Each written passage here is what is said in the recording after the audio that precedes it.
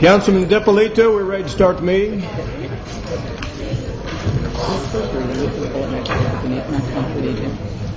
So it's time to shut it off a lot. So I guess we'll just... I'd like to invite Wayne Robinson to come forward and lead us in the pledge. If we'd all stand and face the flag.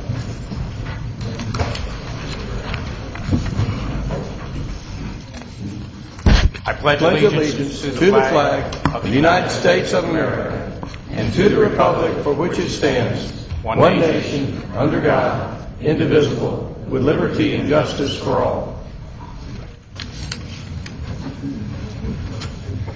We have lots of great things to do today, and we'll start with a presentation by Wayne. Thank you, Mr. Mayor and fellow council members. It's my pleasure to attend this council meeting. I've been a businessman here in Roswell for the last 23 years, and honestly, I have to say, regretfully, this is the first time I've attended a council meeting. But well, you're lucky. I do know a number of the folks here on the council, as well as citizens here, as I look around the room. But like I said, it's an honor to be here, and this is a great city to live in. There's no doubt about it. I see a number of my fellow Rotarians in the room. And I just got to say that I was interacting with them last week, and the Roswell Rotary Club is probably, without a doubt, the best Rotary Club there is in the state, and probably ranks up there as one of the top Rotary clubs in the United States. So I applaud those members of the Roswell Rotary Club. But I'm here today just to give you a little idea. I've been involved with an organization. It's called ShelterBox. We are a disaster relief organization. That was the idea of a Rotarian in the UK, Tom Henderson. 10 years ago, he came up with an idea that there was a void in the marketplace when disasters happened around the world, whether that was in Zambia, Africa, Sumatra, Indonesia, in Haiti, or right here in our own in the U.S. in Tuscaloosa. And basically, he saw a void in the marketplace for folks being given shelter and a sense of dignity. So he came up with this idea of ShelterBox, and basically it is a large green box that is designed to give a family that has been displaced from their home due to natural disasters such as tsunami, earthquake, hurricanes, natural flooding, that type of deal. I've been on 8 deployments in the last 4 years, and I'm strictly a volunteer with ShelterBox. I was in Haiti on day 2 after the earthquake hit last January. Our organization responded and sent over 28,000 shelter boxes to Haiti. The main content of a shelter box is a large 10-person family disaster tent. As I mentioned, we sent over 28,000 of them to Haiti. Here we are a year and a couple months after the disaster happened there, and there's still probably 150,000 people still living in our shelter boxes. Right?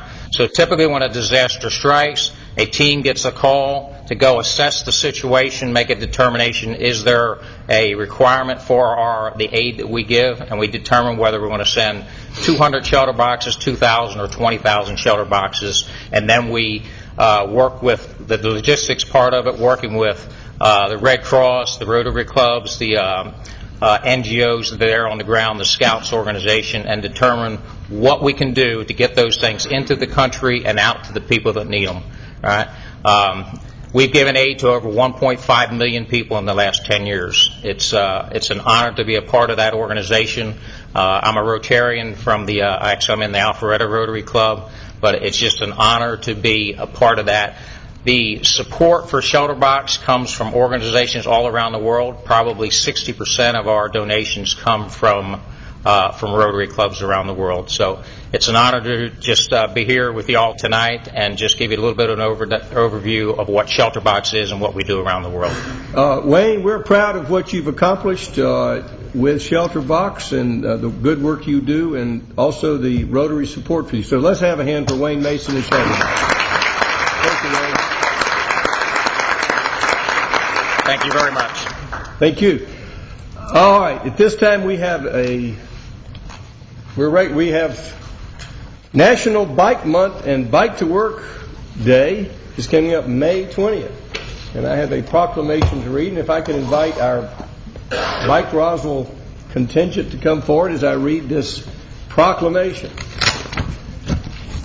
Whereas for more than a century, the bicycle has been an important part of the lives of most Americans, and whereas today millions of Americans engage in bicycling as an environmentally sound form of transportation, an excellent form of fitness, and provides quality family recreation, and whereas the education of cyclists and motorists as to the proper and safe operation of bicycles is important to ensure the safety and comfort of all users, and whereas the League of American Bicyclists and independent cyclists throughout our state are promoting greater public awareness of bicycle operation and safety, education, in an effort to reduce accidents, injuries, and fatalities, and whereas the City of Roswell has been named a bronze-level bicycle-friendly community by the League of American Bicyclists, the first in the state of Georgia to achieve that recognition.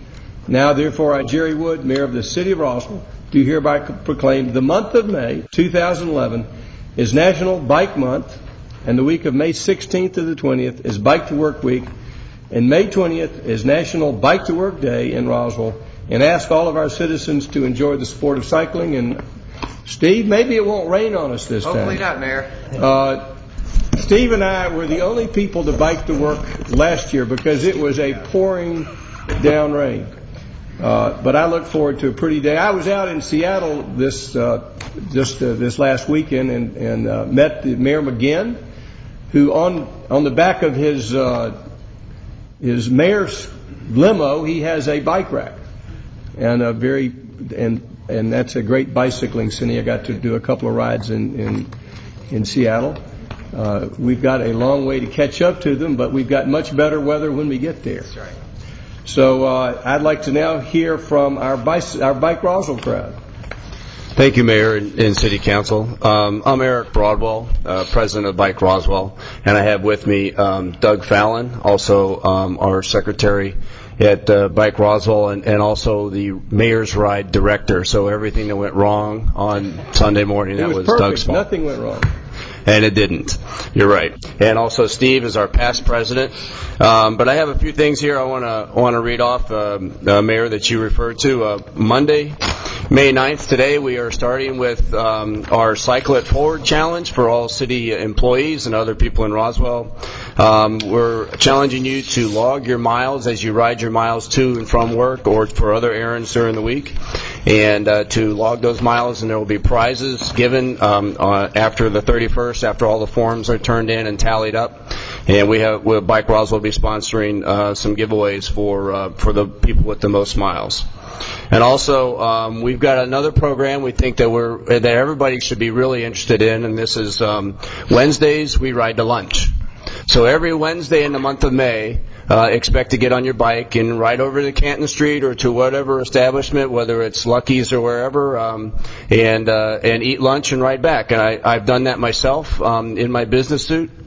And I can tell you feel a lot better after you've ridden to lunch, eaten, and then ridden back. You feel like the lunch was okay that you ate.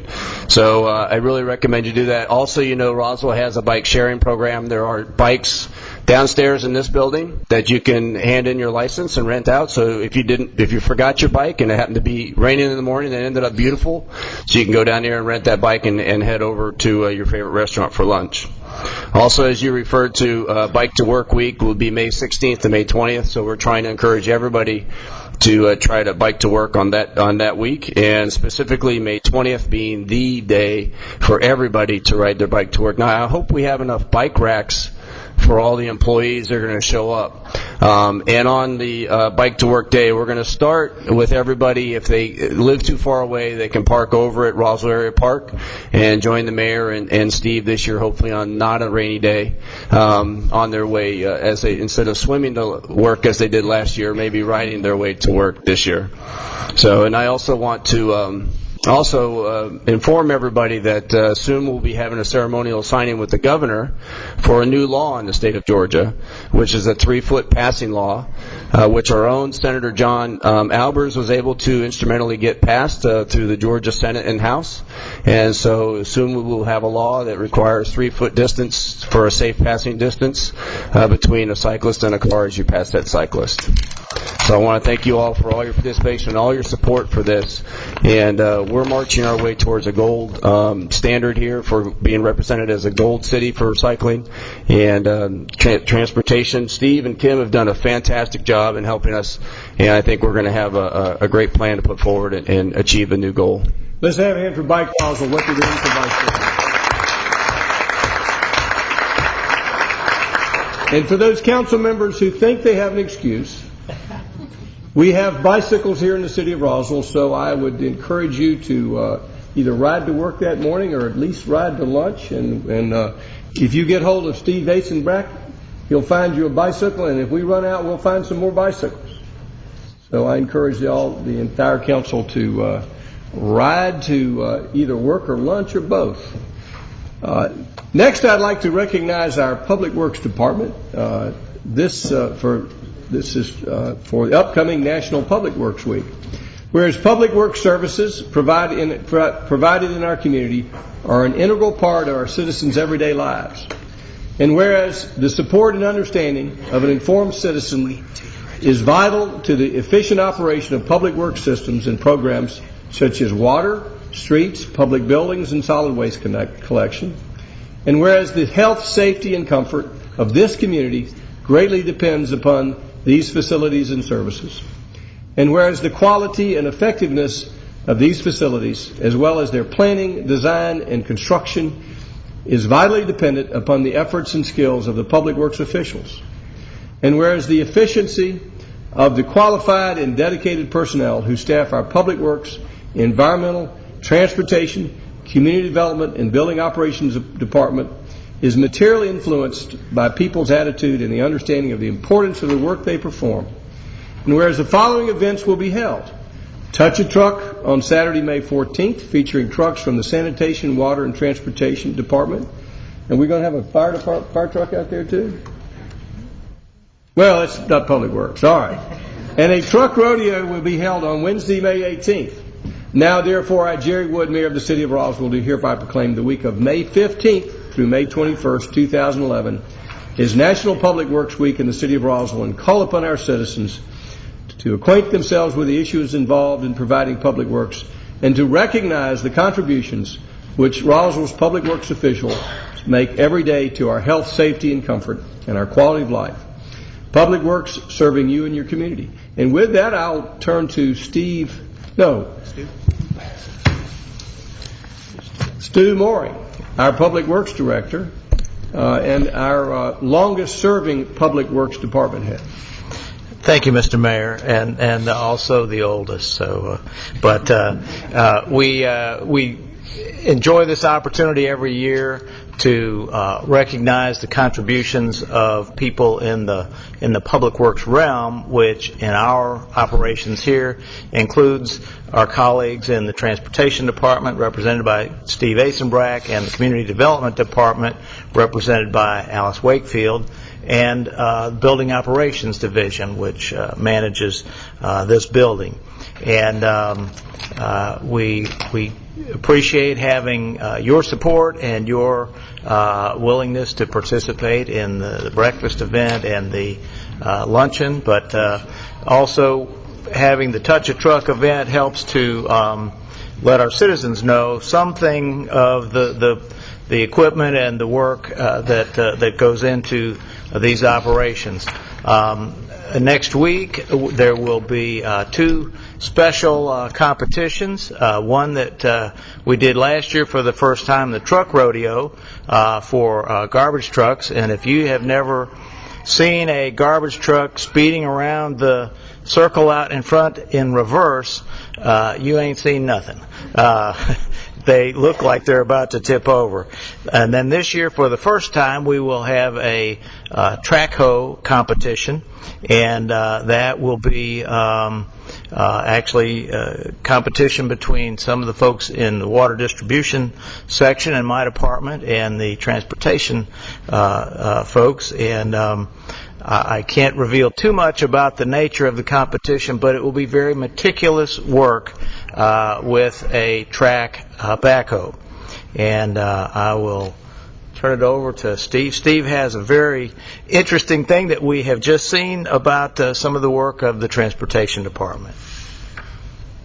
Very timely bit of good news considering our public works and the good work that you support here in the city. Just received the latest professional engineer magazine called the George Engineer that just came out today, and we were on the cover, and I just wanted to show you that Grimes Bridge is on the cover of this month's George Engineer magazine. So everybody in the state gets a chance to see some of the good work that we do here in our public works here, and we're very thankful for all of your support, and we look forward to providing more types of award-winning projects such as this. So I thought you might like to see that tonight.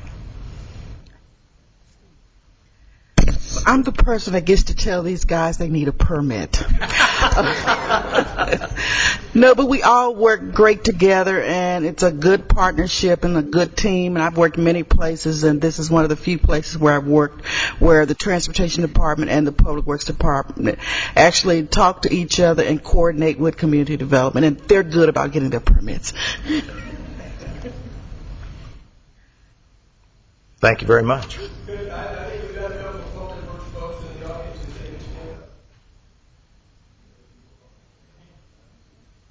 We always like to claim Denise Brown, who is a former Public Works employee.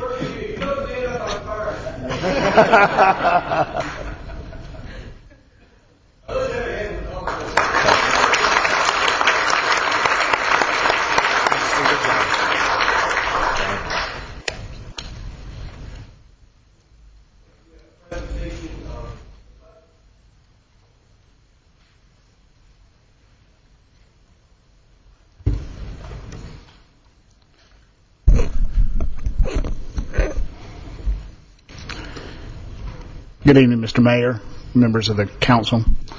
Tonight it's my pleasure to present the proposed FY12 mayor's budget.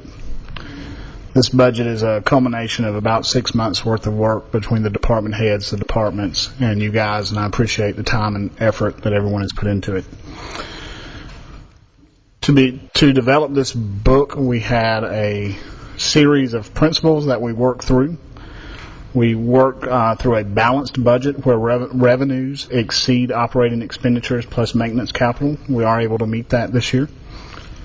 General fund use of reserves for one-time capital and road resurfacing or reconstruction. No tax increase. Maintain general fund balance greater than 3 months operating expenditures. And maintain the current level of service. So to walk through those principles, our budget is presented with revenues over expenditures. Our revenues are $56.67 million, expenditures of $56.1 million. So we have available to program $571,000. In terms of no tax increase, you see our FY11 or 2011 tax year, we had an M&O of 4.059 mills. 2012 is proposed to be 3.949. Our total millage would go from 5.455 mills to 5.345 mills. That's a decrease in the millage rate of 0.11 mills. What that millage rate decrease, how it equates to an average home on the FY11 tax bill, the tax bill would move from $642 to $629. That's a $12.95 reduction, or a 2.15% reduction. And of course, if properties receive a decrease in their assessed value, that decrease in property tax will be greater. To provide a history of our millage rate, in FY06 we had a millage rate of 6.087. This year's proposed is 5.345. That's a 12% decrease in the millage rate from FY6 to FY12. Moving to maintaining the fund balance with a proposed budget of $56.1 million. 3 months worth of operating in reserves would be $14 million. We currently have projected to have a fund balance of $26.2 million, reserved by a policy of $14 million. So our reserve above policy will be $12.2 million. In terms of our revenue from FY11, we had our budget was $55.9 million. Our proposed FY12 budget is $56.6 million. It's an increase in revenue of $759,000. This table will walk you through the changes for our major categories of revenue. The changes that are the greatest would be property tax. It's $850,000 decline, $350,000 expectation from a declining digest, and $500,000 from the .11 meals. We also have an increase in sales tax of $800,000 and business taxes increase of $290,000.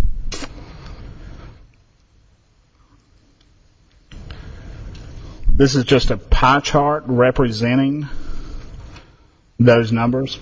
If you look at the property tax and sales tax, that represents about 67% of our total revenue. To walk you through how we developed this budget, our operating budget for FY11 was $54.3 million. That's without any maintenance capital. We removed any one-time cost, such as the Strategic Economic Development Plan. The Stormwater Fund was created this year, reducing general fund expenditures by $272,000. We had an early out in our retirement program this year. That's a reduction for FY12 of $950,000. We had to absorb some additional expenses related to the municipal election, electricity, fuel, retirement. That's $965,000. The department scrubbed their budgets for a total of $343,000. Some new initiatives or things that are in this budget: the reduction of the rec participation subsidy, opt out of the federal review of city elections, and videotaping of council meetings. That overall has a reduction of $266,000 to the budget. And the maintenance capital included in this budget is $2.9 million. So our general fund operating budget is $56.1 million.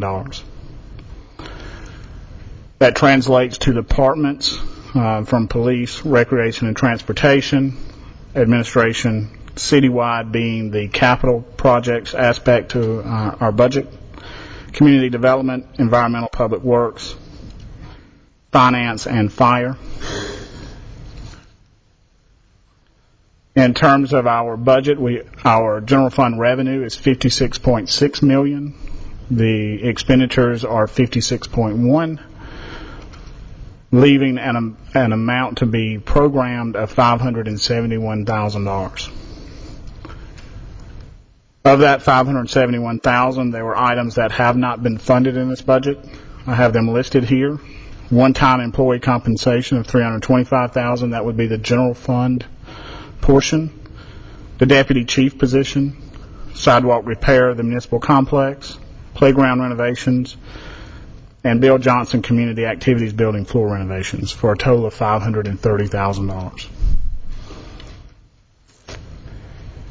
One of the major changes is the rec participation subsidy, so I wanted to walk through with you the changes there. Our FY11 participant fees were $3,966,000. The subsidy for FY12 will be $479,000. There's a need to balance the budget, so that would be $179,000 for participant fees to increase. That's the current balancing mechanism. That represents about 4.41% increase for fees. So an ad program that cost $100 would need to move to $104.41. And indirect participation fund, from an expenditure standpoint, last year's budget was $4.9 million. There's a proposal to eliminate 2 positions and eliminate the indirect charges to this enterprise fund, such that the expenditure budget is $4.6 million, so the revenues exceed expenditures by a little over $700. With that, I will just give a summary of all of our funds. All of our funds' revenue is $100 million. That primarily comes from charges for services, which would be our solid waste fund, our water fund, our stormwater fund, sales tax, and property tax. That makes up the majority of all of our revenue. And then to classify the expenditures paid for through those revenues, $48 million of $99 million is related to salaries and benefits, so they equate to about 48% of the overall budget. That $48 million pays for 602 employees.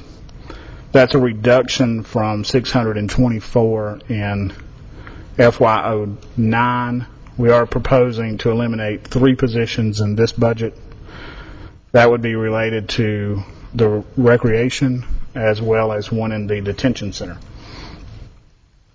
In terms of our staffing level, based on the most recent census, we are staffed at 6.81 employees per 1,000 citizens in the city. That's a decrease from 7.15 in 2006. And from this point, to adopt the budget, we have 2 hearings set, budget reading and millage rate hearing on the 23rd, as well as June 1st. Thank you for that presentation. The council will not be taking a vote tonight. We will be having a work session meeting. Apologize. The council will not be taking a vote on the budget tonight. We will be having a work session immediately following the meeting for a discussion of the budget that was presented. And we'll have, as shown on this calendar, several more meetings and opportunities to be heard. But at this time, if any of the council has any questions or any of the citizens have any questions, I will hear from them. Any questions or comments from the council? Anyone in the audience wish to have any questions? Yes, sir, come forward. Oh, Mr. Dippolito, Councilman Dippolito, I apologize. Mr. Fleck, you can come forward, and as soon as Mr. Dippolito finishes, we'll recognize you. Thank you, Mr. Mayor. There have been a number of changes since the last time we've seen this budget. Can you elaborate on what those changes are? Do you have a slide to show us what those changes are? I do. It's in the work session. I can pull it up. Is that okay? If you can pull it up, we'll hear from Mr. Fleck, and then we'll get back to these changes. Thank you. Well, I assume Keith's going to have to answer some of my questions. I'm going to start by saying I need a little more explanation about this adjustment in operating expense of nearly $1 million. I don't see is where the stormwater utility was supposed to reduce general fund expenditures by about $1.2 million. So I don't understand why it's going up by $1 million. That's about a $2.2 million swing, the way I see it. The other question, I've seen your participatory rec program, and you did not present the stormwater utility program. I was expecting to see all that, Keith. You assured me it would be available this evening. The other thing is the participatory rec program. I see you say you're eliminating 2 positions. Now, last year you moved 19 positions out of general fund into the recreation department. Are these 2 definite, or are you moving them back into the general fund? Ms. Love, could you respond? These are 2 different positions, sir. This is elimination of 2 positions. They're different positions. If you look at the total number of full-time employees, we're eliminating 3 full-time employee positions citywide, 2 in the rec department and one is the chief, and the cook in the police department. So these are elimination of positions, not moving them around. Okay. Now, you're still supporting that participatory rec program by $1 million, are you not? No, for those sir. salaries? Well, now, yes, you are. No, sir. Ms. Love, if you'll tell him what the support is from the general fund to the rec participation fund. Keith, do you have that slide, the rec participation fund, if you could go to that one? Last year, The when you moved subsidy previously had been $1 million Yes. from the general fund. Yes. And this year, it will be $479,445. That third number Yeah, represented. I see it. Okay, fine. Okay. And So in the- you're only subsidizing $500,000 right now? Right at, yes, sir. Okay. That's good. I appreciate that information. Still, let's go back to the stormwater utility projections to reduce general fund by $1.2 million. And Mr. Let's Fleck, see I that. believe, while he's pulling that up, I believe the $1.2 million, there is a reduction of some $200,000 net to the general fund. One of the things that we've talked about when you've asked us some of these questions previously, we've mentioned that while we're moving expenditures out and the utility fee will be supporting those operational expenditures, we, the city, because we have impervious surface, Yes, have to ma'am. pay that fee. So that's budgeted over in the general fund, so that's an increase because we're not currently paying it. So Keith can walk you through. Okay, so I understand what you're saying. I understand. So the 700 liability, the city's billing itself Yes, sir. for impervious surfaces has consumed nearly $700,000 of the $1.2 million that was supposed to come out of the general fund. It that is correct? coming out of the general fund, yes, sir. Okay, you don't need to go any further. I understand. Yes, sir. Thank you.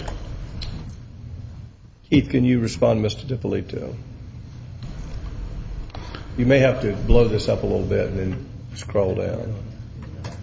Yeah, you can go back to the other slide, Keith, sorry.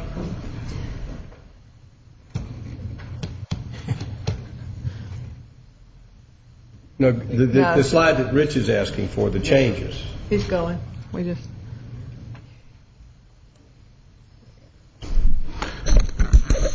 Councilman DiPolito, this will identify the changes.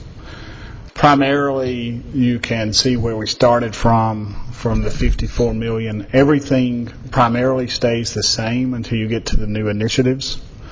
That's the $266,445. That's the rec participatory subsidy of $479,000 reduction. Opt out of the federal review of city elections, that's $25,000. That's an additional expense. Additional expense. And the videotaping of council meetings, the operating portion is $12. And then Total would be 30 because there's 18 in the capital budget, a one-time expense. And then for the capital, that includes the $18,000 for the cameras.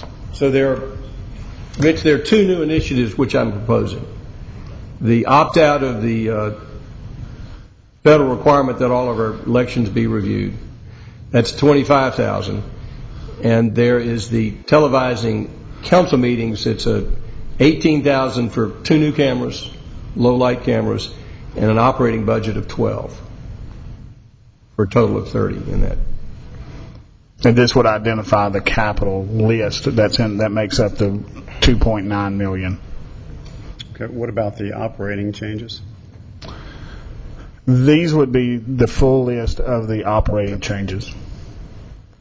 The Nixle contract is in. The training of boards and commission, $4,000. The UWASI user fees, radio system upgrade, the in-car digital cameras, and then the items that we just talked about. K-Love. Councilmember DiPolito, the difference in the proposed budget, nothing has changed since the last work session, except on the maintenance capital side of the house. We had the discussion about several of the categories of citywide programs, whether it was computer replacement, vehicle replacement, facilities condition assessment program. The mayor, in his proposed budget, is proposing funding everything that staff requested, with the exception of those 3 recreation and parks maintenance capital items that Councilmember Eichelhart mentioned, that Department Director Joe Glover said that we could wait another year to do. With the initiatives that the mayor just mentioned, and then on the revenue side of the house, the millage rate reduction, we made the change of $500,000. We reduced the overall revenue by $500,000, thus leaving $579,000 yet to be appropriated. So there is that. So all of the differences of the plus and the minuses leave $579,000 with the mayor's proposed budget that is not appropriated at this point. We had discussion at one point about replacement vehicles. Where does that fall into this? That maintenance capital number, the 2.9, the 1.5 million that staff had requested, that number is included in the mayor's proposed budget. Okay. Thank you. Does the council have any other questions? Does anyone in the audience have any questions? Again, we're not voting on this tonight. We'll have a work session following this. Appreciate those folks who are following the budget. Yes, if you'll come forward and identify yourself.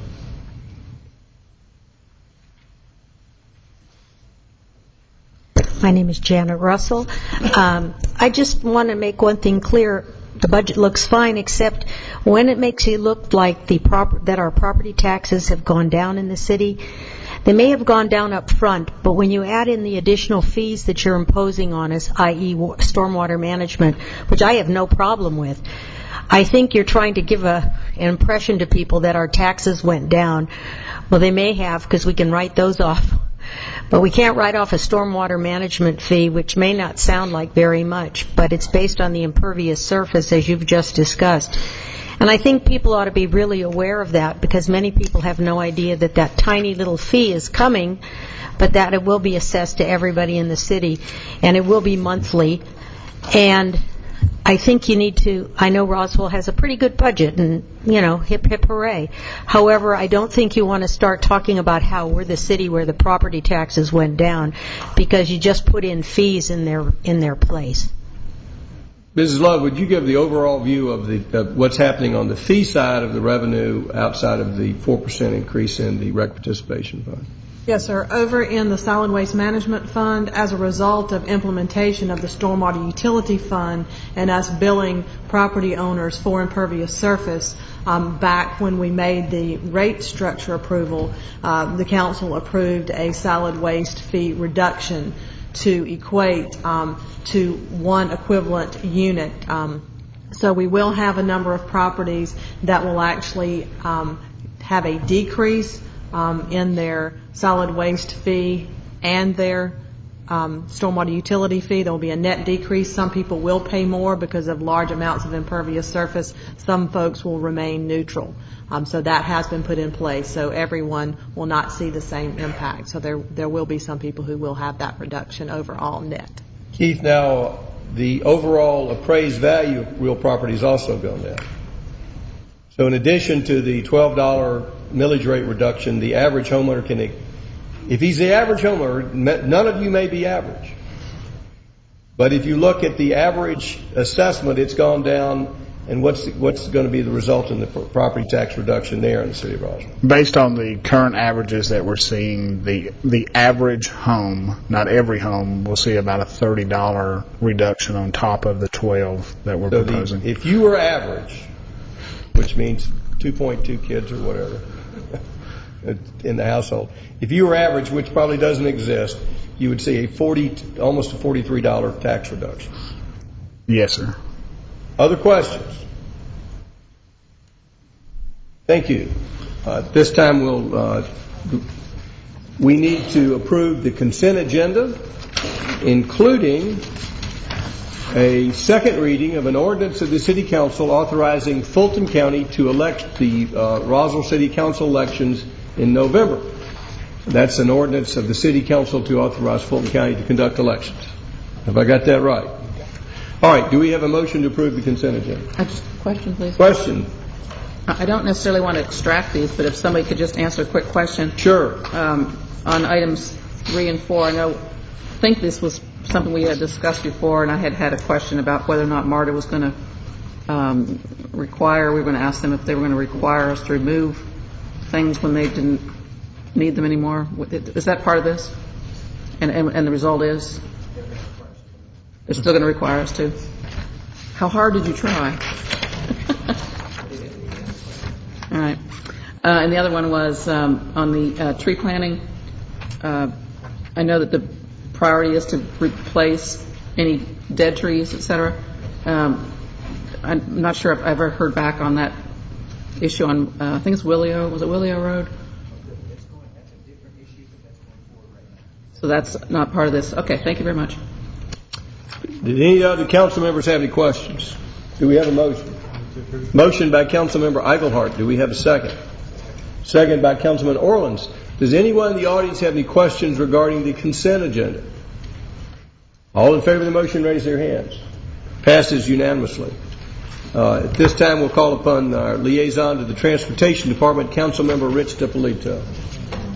Thank you, Mr. Mayor. Oh, Memorial Day. I apologize. Councilman Eichelhart. I skipped right to the work. We still have one more fun thing to do. Thank you, Mr. Mayor. And as I introduce this, I would like to ask David Young and the other folks from the Rotary who are here as part of the committee to come forward, because we have a presentation for the Roswell Memorial Day operations coming up at the end of this month, obviously on Memorial Day. And as I've said, when I first took over this department, this is the fun department, the Recreation and Parks Department. I'm not sure that this is the appropriate description of this event, but it's certainly an enjoyable one. And it is not only that, but it's one of the most important and most meaningful events that we have in the year, and as well as the largest and best in the state. So I'd like to welcome the committee and to tell us about what's going on Memorial Day. First of all, we do have fun.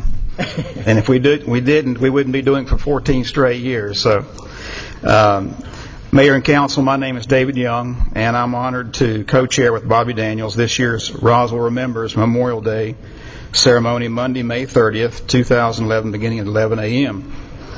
We want to take this opportunity to thank Council for our long-standing partnership in the production of now our 14th annual ceremony. We especially thank the Departments of Public Safety, Public Works, Recreation and Parks, and Convention and Visitors Bureau, for without them we could not possibly continue to produce what is the largest Memorial Day ceremony in the Southeast.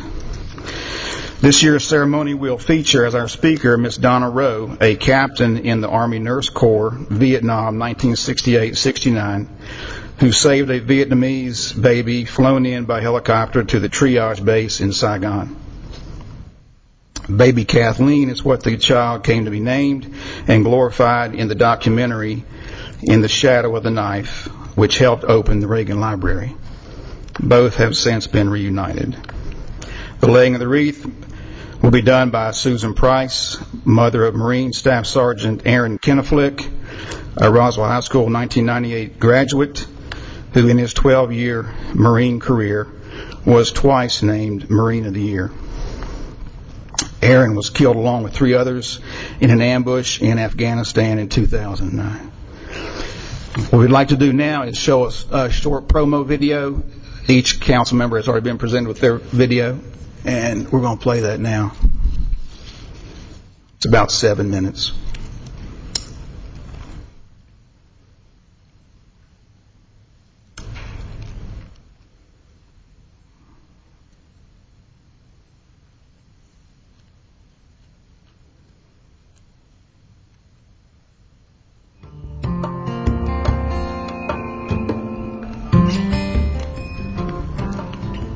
Let us make a vow to our dead. Let us show them by our actions that we understand what they died for. Strengthened by their courage, heartened by their valor, and borne by their memory, let us continue to stand for the ideals for which they lived and died. President Ronald Reagan.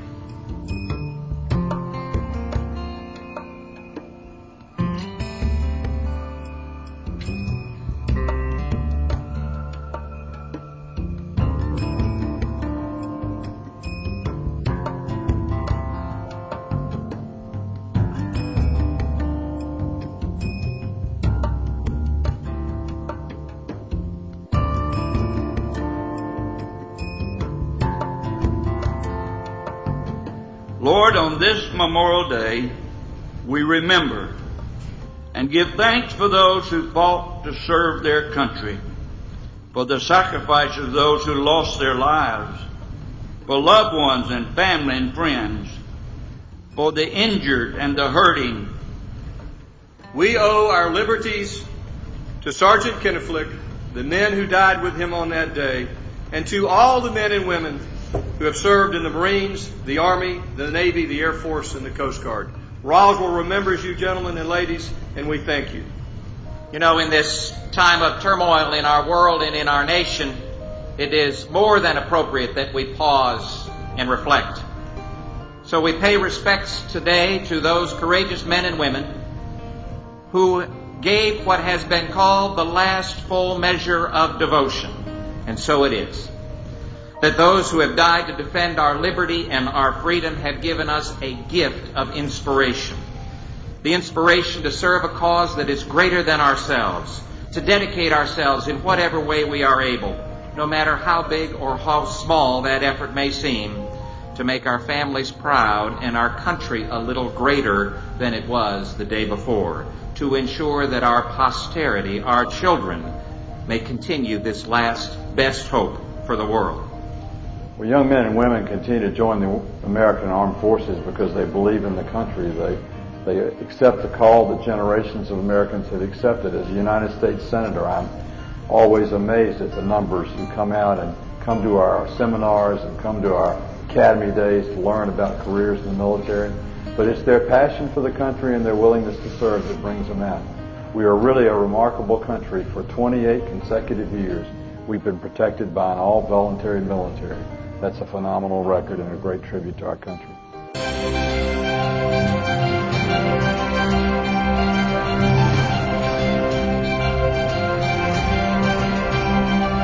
It never fails that the phrase, freedom isn't free, comes to mind. Now, that's a phrase that's been popularized in recent years. We see it on bumper stickers. We see it on T-shirts. It's become cliche. It's lost some of its punch, some of its ability to impassion. As best I can tell, that phrase was coined by President Reagan when he said, freedom isn't free. And no one knows that better than a soldier. Because for the one who has to fight for it, freedom has a flavor that the protected will never know. And freedom can't be given, it has to be earned. It can't be inherited, it has to be earned by each and every generation. I think men and women join our armed services today because there's a need, something that impels them. And if you ask them why they serve, they probably, in many cases, are unable to articulate in any meaningful, substantive way why they are driven to raise their right hand. And they stand for it, and they understand that they are immediately going to be thrust to the tip of the spear, that of all Americans, they are on the tip, and that they are responsible for securing our nation and defending our borders and our values and our families and our way of life. Is a quote by the philosopher John Stuart Mill. He said, war is an ugly thing, but it's not the ugliest of things. The decayed and degraded state of moral and patriotic feeling, which thinks nothing's worth a war, is worse. A man who has nothing that he's willing to fight for, nothing that he cares more about than his own personal safety, is a miserable creature. And he has no hope of being free.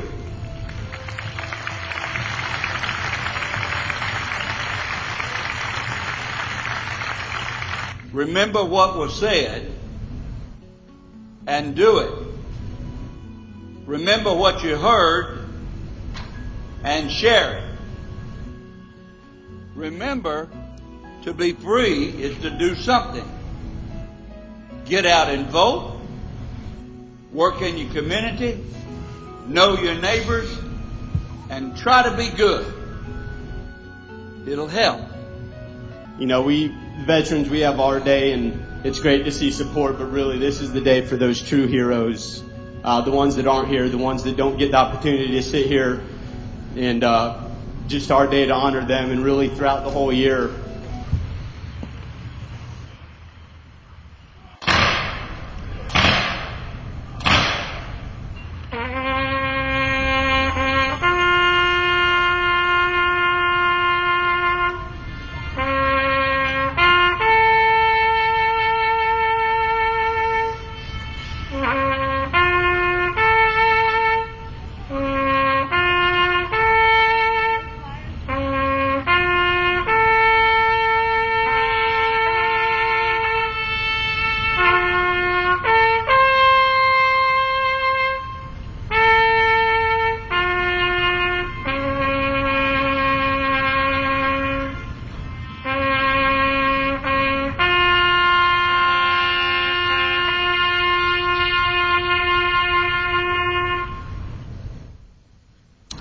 Council. Good job, gentlemen. Thank you.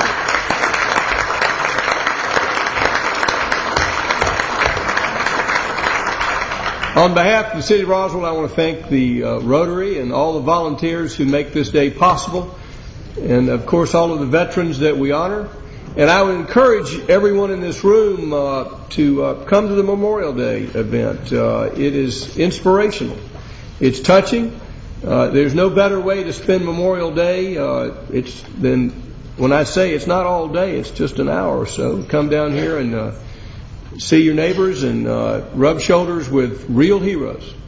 So I encourage you to come, and that's on Memorial Day. That's the day it's on. It's on a Monday. So come on down. Rich, you have another item. There are two items. The first item is approval for the mayor and/or city administrator to award a contract to C.P. Richards Construction for the Oak Street Streetscape project in the amount of $187,651.50. Mr. Jason Brett. Thank you, Councilman DiPolito. Mr. Mayor, members of the City Council, it gives me great pleasure to present to you tonight the long-awaited construction, not design, not right-of-way, but actually the construction of the Oak Street Streetscape. We solicited bids for our procurement procedures and received 20 bids. The low bid was C.P. Richards Construction with the lowest responsible bidder of $187,651. I brought with me tonight a quick graphic to show you just for a quick response or just to refresh your memory basically of what we're doing here. This is a first phase of a three-phase project. This project will go from State Route 9 to Bush Street, basically around where the Krispy Kreme is, and then go one block to the east, 570 feet. What we're going to do is we're going to reconstruct Oak Street. We're basically going to narrow the lanes. We're going to have a 2-foot wide curb and gutter section, 4-foot landscaping strip, new decorative pedestrian lighting, 5-foot brick sidewalk on the north side, a 10-foot multi-use trail on the south side, vegetated with trees. And this graphic shows you that. This is State Route 9 here on this end. And this will be the Krispy Kreme here just to kind of orient you. This is the cemetery here. So I have a little bit of a narrow sidewalk going past the cemetery, and then it widens out into a multi-use trail, as you can see, with the trees. We'll do an intersection improvement at Bush Street and a 5-foot a 5-foot sidewalk on the north side. As you have noticed over the last many months, we've been doing extensive utility relocations. We have reduced the number of wooden poles. We have replaced those with higher poles for the power lines, and we are in the process of burying all the non-electrified utility wires. So the area is going to be much cleaner from a visual impact standpoint.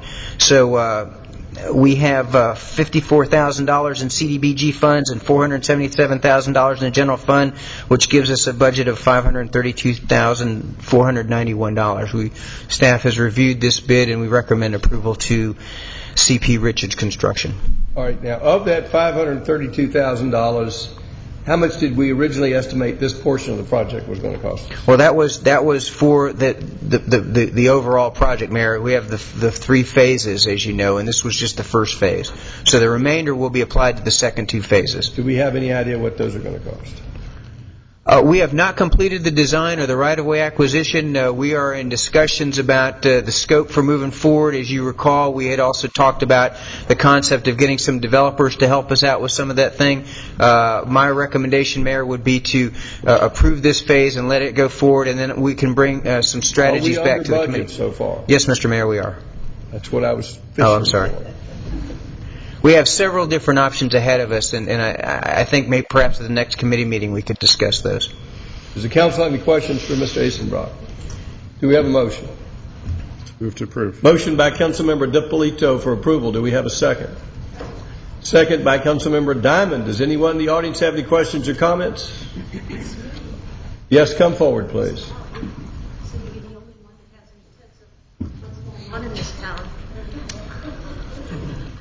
Just one question. What is this going to connect to, Steve? Or are we just having a sidewalk that goes nowhere again?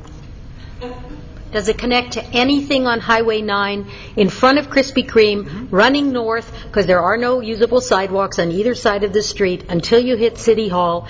There are no pedestrian, there are no multimodal. I think it's great to fix up Oak Street, but it's like down at the river. All you get to do is cross back and forth because there's nowhere to go once you get there. Any other questions? Any further discussion by council? All in favor of the motion, raise their hands. Passes unanimously. Thank you. The next item on the transportation agenda is approval for the mayor and the city administrator to sign contracts for MARTA offset project sidewalk gap closure batches number 3, 4, and 5 with Clark Patterson Lee in the amount of $55,955. Gresham Smith and Partners in the amount of $59,715, and to Mulkey Engineers and Consultants in the amount of $50,180.35. Mr. Eisenbright. Thank you, Councilman DiPolito. As you recall, we have the MARTA offset program that we're still working through. We are sufficiently far along with the other projects that we're in a good position to release this next batch. We have targeted areas that meet the MARTA eligibility throughout the city, and this graphic shows you those areas of the 3 batches, and I'll briefly explain the scope and the location. Batch number 3 is up here on Hembry Road. Batch number 4 is actually divided into 3 subcomponents. There's a section here off of Old Roswell Road, and then 2 down by the square. Down by Canton Street and Route 9, and then off of Norcross Street, and I'll explain those in a little bit detail in just a second. And then the batch number 5 is down here off of Pine Grove Road, and I'll walk you through those 3. Hembry Road is the long-awaited project to connect Hembry Grove with the 2 schools in the parks. You may recall the famous barn, which is in the process of being moved right now. This is where the multi-use trail will run. Batch number 3, if you know where Old Roswell and Commerce Parkway join, there's a section of sidewalk here which is very difficult for the folks that live here in the apartments and down Old Roswell Road to actually connect to the rest of the city because of there's no sidewalk connection. So we're going to fix that.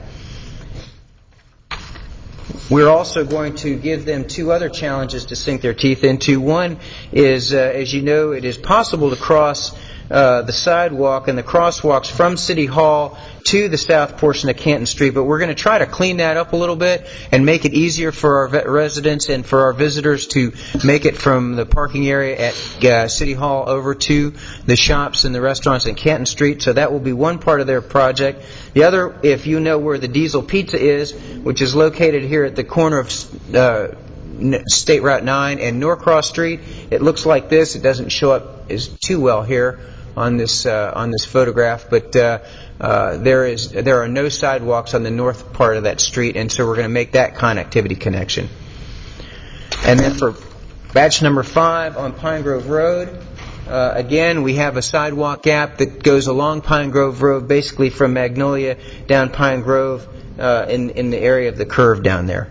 So we have gone through our procedures to review these scopes with our on-call engineering services. We've gone through qualification-based selection. We've gone through scope and fee, and we believe that these are good fees based on the Davis-Bacon Act and the other rules and regulations we follow in our procurement. And with your permission tonight, we will go through and initiate these 3 design batches. That's my understanding. This is MARTA offset money, so it has to be spent on something that helps folks walk or ride buses. Yes, Mr. Mayor, there's criteria about the areas. It has to support the connectivity to the MARTA program, and all of these projects have been reviewed by MARTA and approved by them as falling within their guidelines.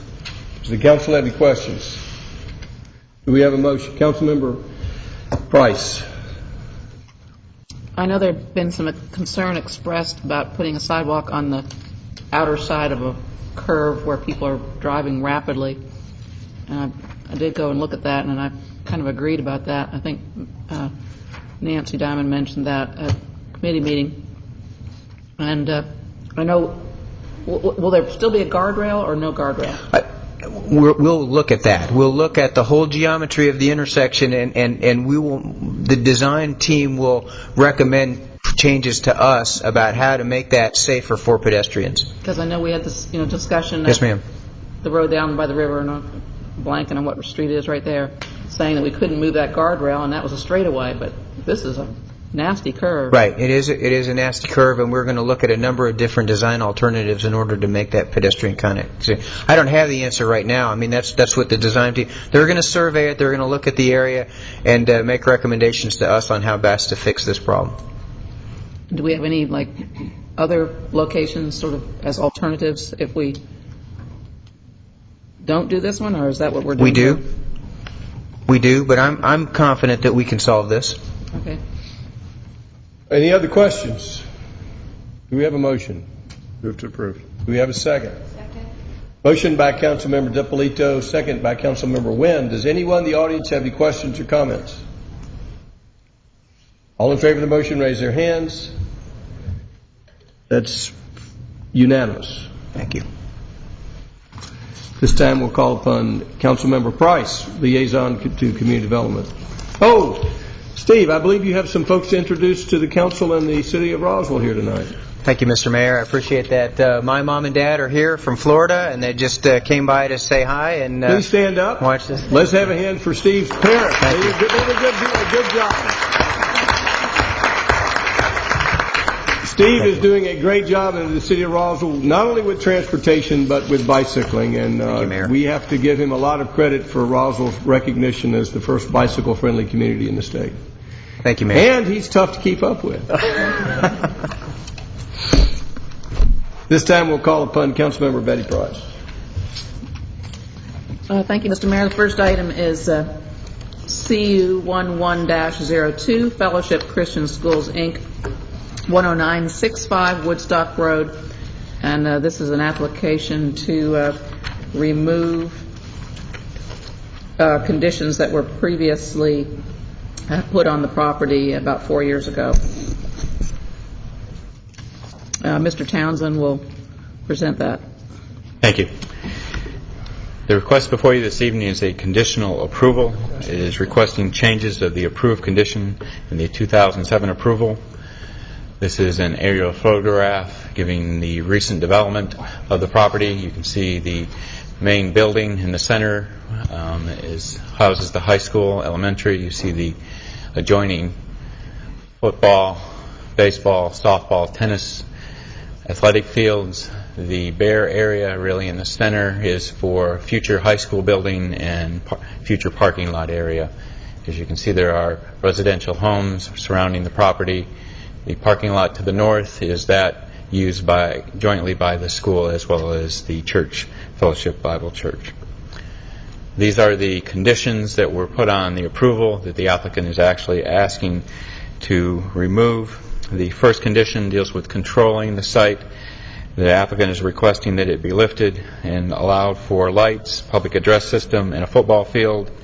Also a 1,500-seat stadium, press box on the home side, and portable bleachers on the visitor side in football.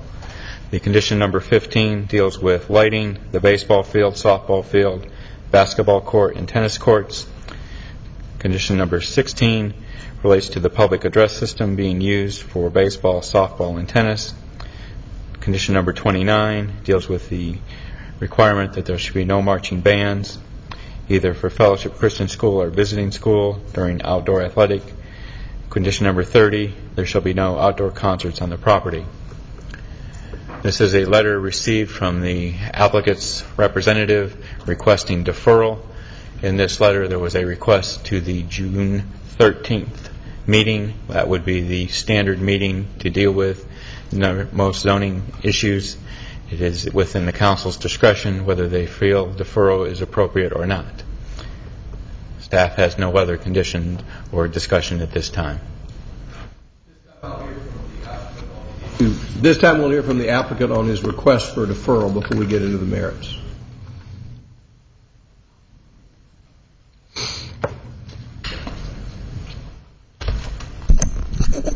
Thank you, Mr. Mayor, members of the council. I'm Don Rollator. My address, 11660 Alpharetta Highway, Suite 630, Roswell, Georgia.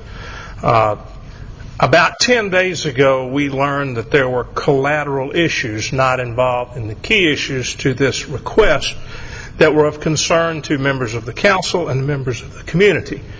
That was the first time that I think the applicant and I were aware of these concerns. Subsequent to that, we have been provided with some good information by Mr. Townsend. We've had some supplemental information by the engineering staff, and we've had some supplemental information by the arborist. Looking at that, we have made the request that we receive a consolidated list so that we might deal with and address these problems so that the City Council, in making its decision on this issue, has everything on the table and understands fully all the different moving parts that are involved. As of this evening, we do not have a consolidated list. I don't know that we'll have one. Regardless of whether we receive such a list or not, we are prepared to address these issues with the professional staff, with the engineering staff, and with the arborist.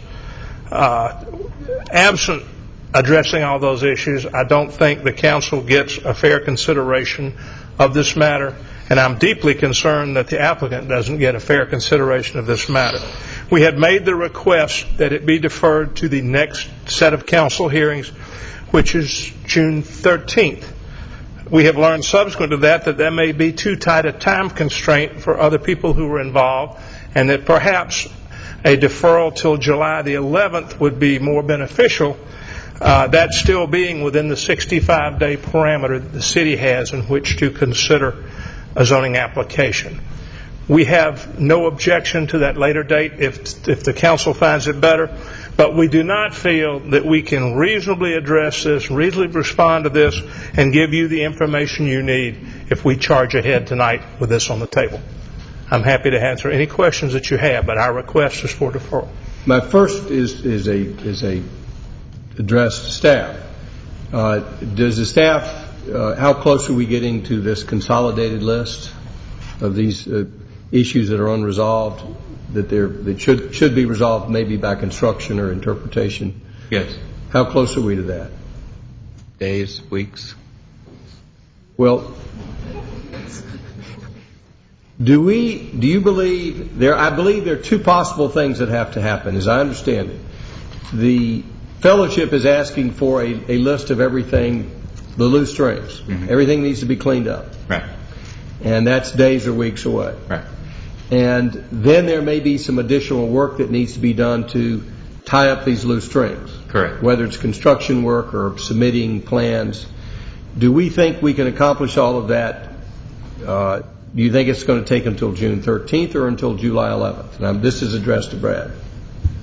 Because the nature of the issues deals with landscaping, the majority of the landscaping that hasn't been placed on the property according to the approved plans, staff would prefer that be planted during the planting season, which is usually in the winter time frame.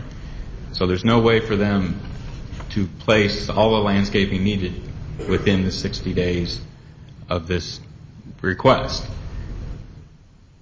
And staff wouldn't want it placed there because it's probably going to die, through the heat of the summer anyway. So, unless, those issues, that's some of the outstanding things that need to try to take place, but reasonably cannot or shouldn't even take place in that time frame. Mr. Rollator, what's your response? It sounds like staff wants to defer it even further. Mayor, my response is that, first of all, I concur with Mr. Townsend in that it would be futile or wasteful to make certain landscape plantings prior to the planting season. He's absolutely correct. My second response is that if we get defined and agreed upon what is right, what is wrong, and what's got to be fixed, I want to do that right away, and I want to know it for the benefit of everybody concerned. If we can do that, then I think between now and July the 11th, we can make a reasonable decision as to whether we can achieve some result that everybody can tolerate or whether we can't. And if we can't by that date, then we can deal with it in another manner. But my feeling is we've got to make progress. Putting off progress doesn't do anybody any good. So are you requesting for June 13th or July 11th? After due consideration and consultation with my client, we would request that it be till July 11th for the benefit of all concerned. All right. This time, does the council have any questions for either staff or Mr. Rollator regarding request for a deferral? Councilmember DiPolito. Thank you, Mr. Mayor. I have a couple of questions for staff.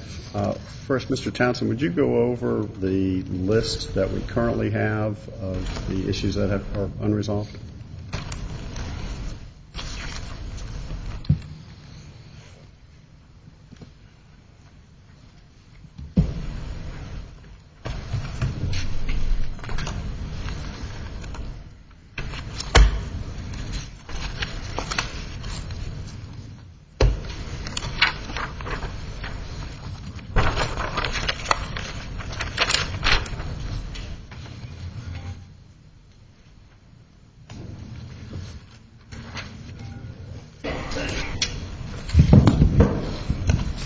This is the approved landscaping plan.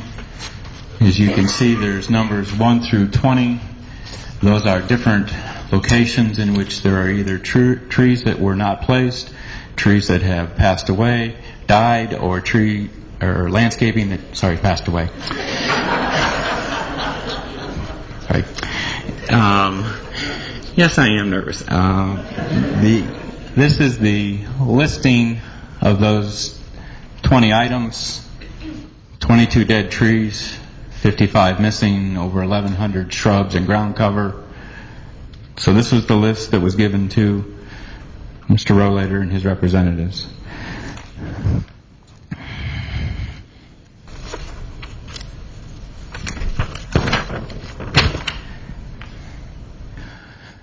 This is the similar listing dealing with drainage and grading problems for the site.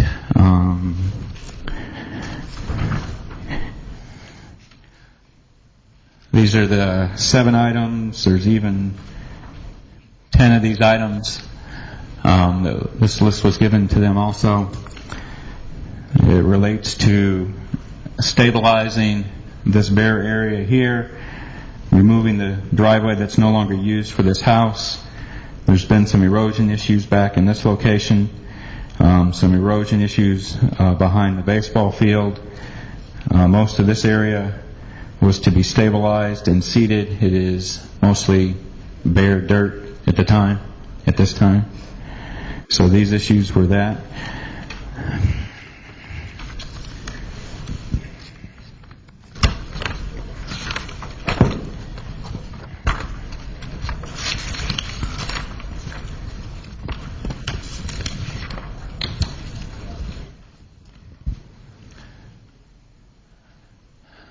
This is what staff put together from the original 30-some conditions that were placed on the applicant. The yellow highlighted conditions are asked to be removed.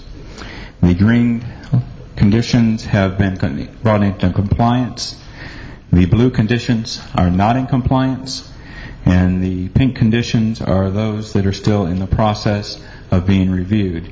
This information was also passed on to the applicant. Mr. Townsend, the blue items that are not in compliance, can those be brought into compliance, and what will it take for those to come into compliance? The applicant doing the 2 lists I showed before. So most of the blue items have to do with that? Landscaping or drainage. I believe a couple of them are related to transportation, requiring an internal routing plan that needed to be placed. Yes, this one. Condition number 13. Staff had requested your transportation at the time of approval, an internal routing plan. Okay. And it's my understanding the pink items are in process, and some of those have to do with transportation items. And I believe there hasn't been a final determination from Transportation whether those are required.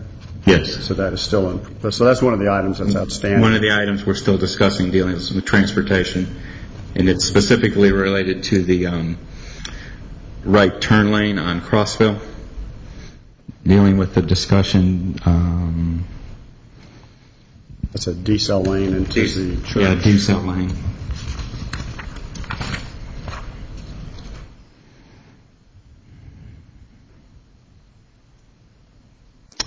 Item number 8.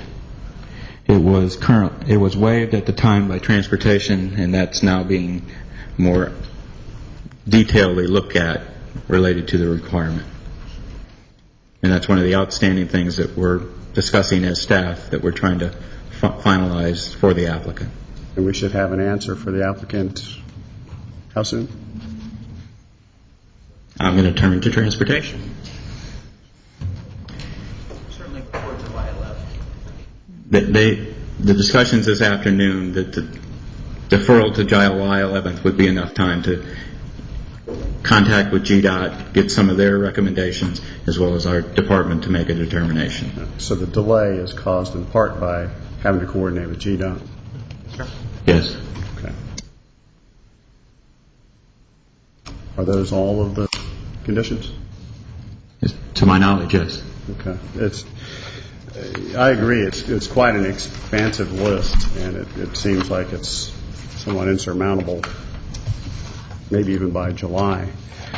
Mr. Rollator had mentioned that he had just heard 10 days ago, or the applicant just was told 10 days ago, that these things were outstanding. Is that true?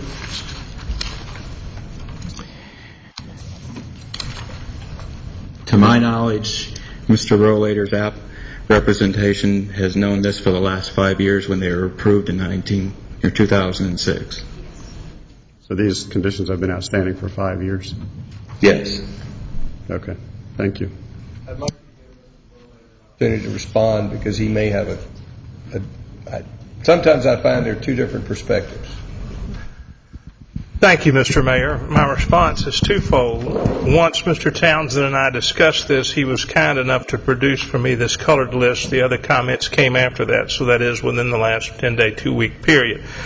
The other item is that there is a method by which the city can enforce any and all requirements of a zoning, and that is a citation for a violation.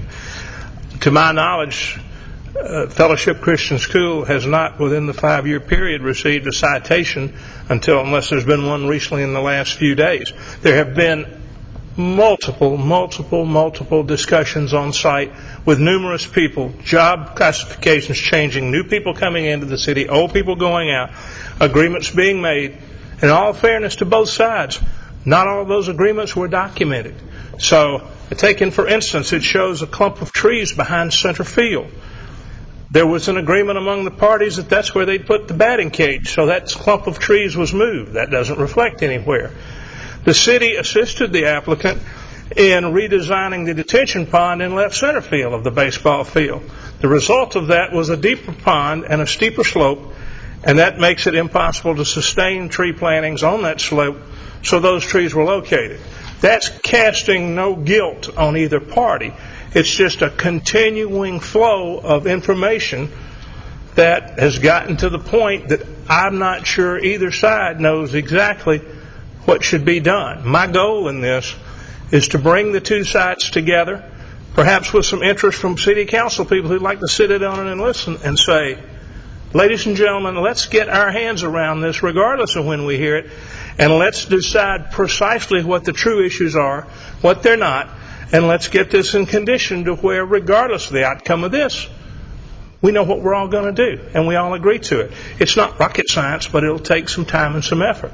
I foresee a meeting with the chairman of the department, with someone from transportation, someone from engineering, someone from the professional staff, our construction leader, and the headmaster of our school, to sit down in one room and determine what in the devil we're doing here.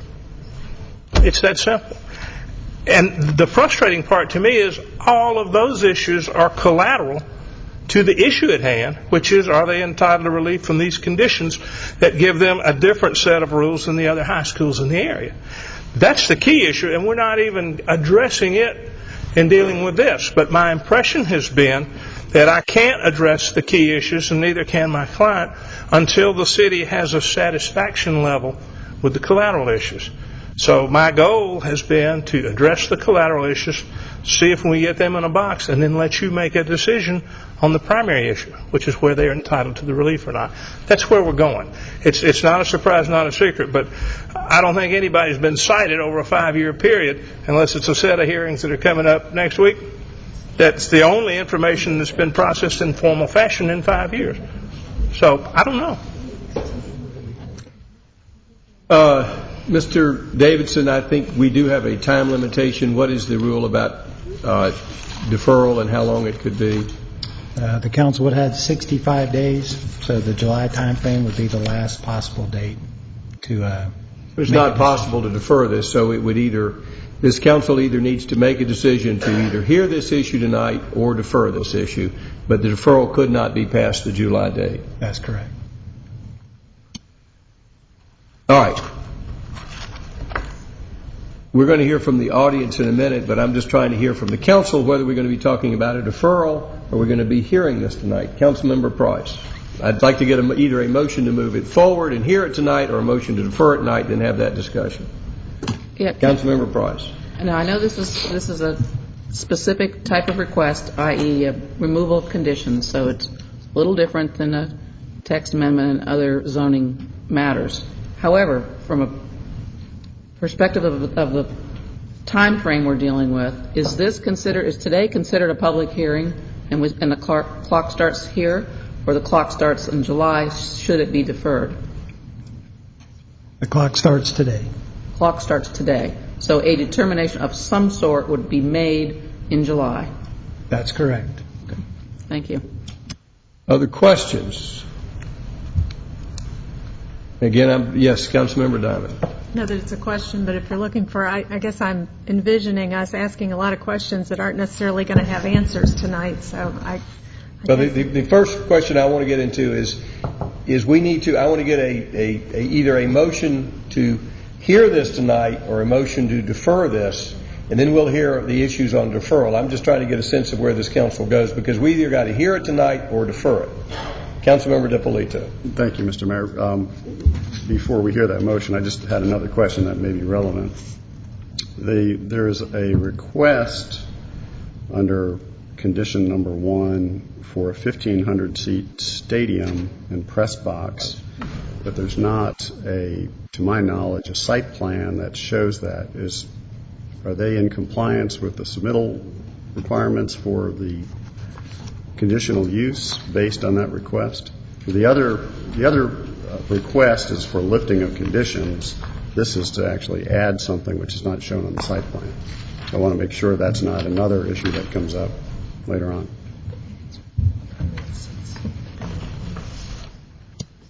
All right, other questions before I entertain a motion? Do we have a motion? Yes, Councilmember Price.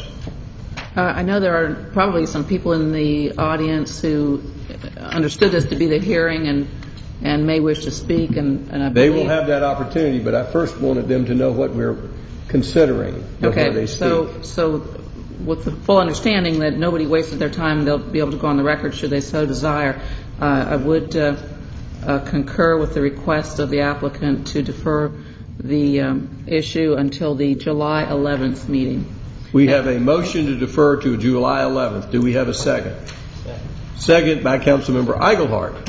All right, this time I'll entertain any comments from council before I open it up to a public hearing, and you'll have an opportunity to talk about deferral or the merits of the case in general. Councilman Orleans. Mr. Mayor, Mr. Davidson, I think everybody in the room knows I have some involvement in fellowship because I've been hearing it from everybody.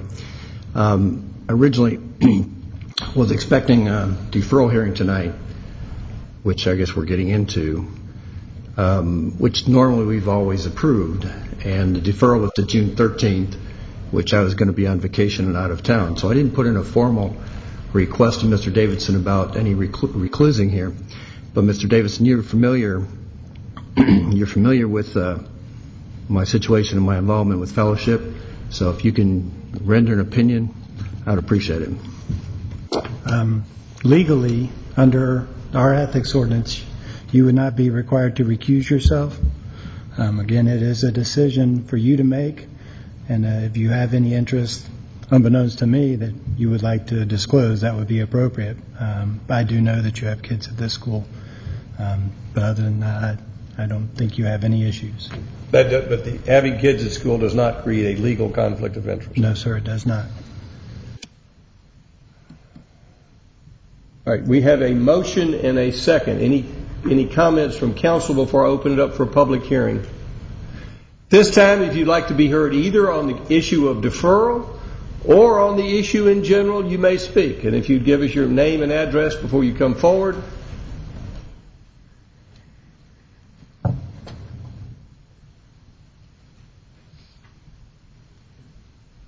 Once again, my name has not changed. It is Janet Russell. My procedure hasn't changed either. Thank you, Mayor. As I look at the members of council, I realize that only 2 council members and the mayor were here serving on council when the original petition was put in 5 years ago. That would be Mr. Orleans and Mr. Eigelhardt. Mayor Wood, you were also there. None of you others were present on council. However, I was here for everything. And I have, as you well know, a very, very, very good memory. So let me refresh those who were not on the council. I do not live in the area of this school. I have no real estate property there. I do not have children there. I do not attend this church. However, I do know that there was vehement and strong opposition to the construction of this school by the neighborhoods. They were strongly opposed to the football stadium with the lights because there is a school just 2 schools down the road that have those things. They went ahead anyhow and pursued this and pursued it and pursued it.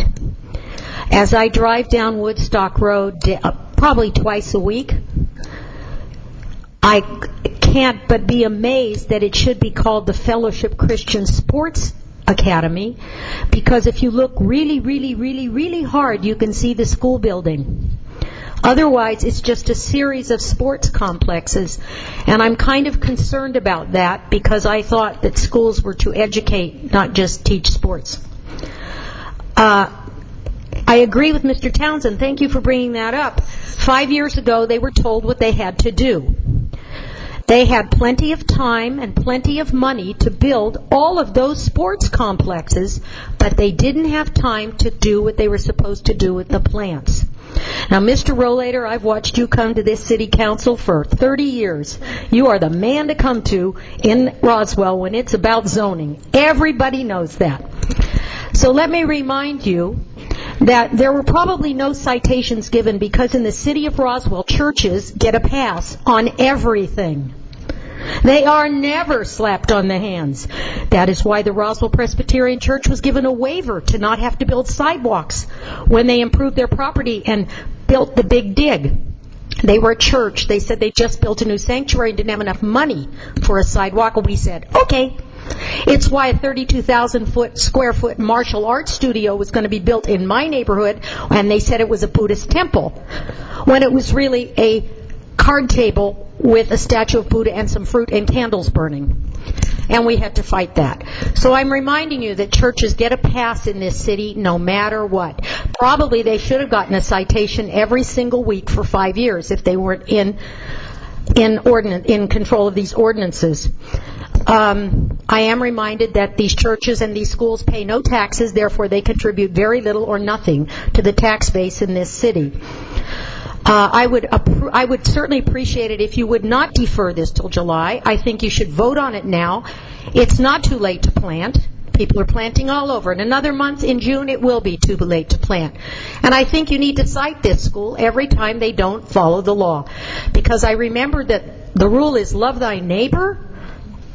I think that's one of the rules. Love thy neighbor. Well, they didn't love thy neighbor very much if they weren't this nice to their neighborhoods.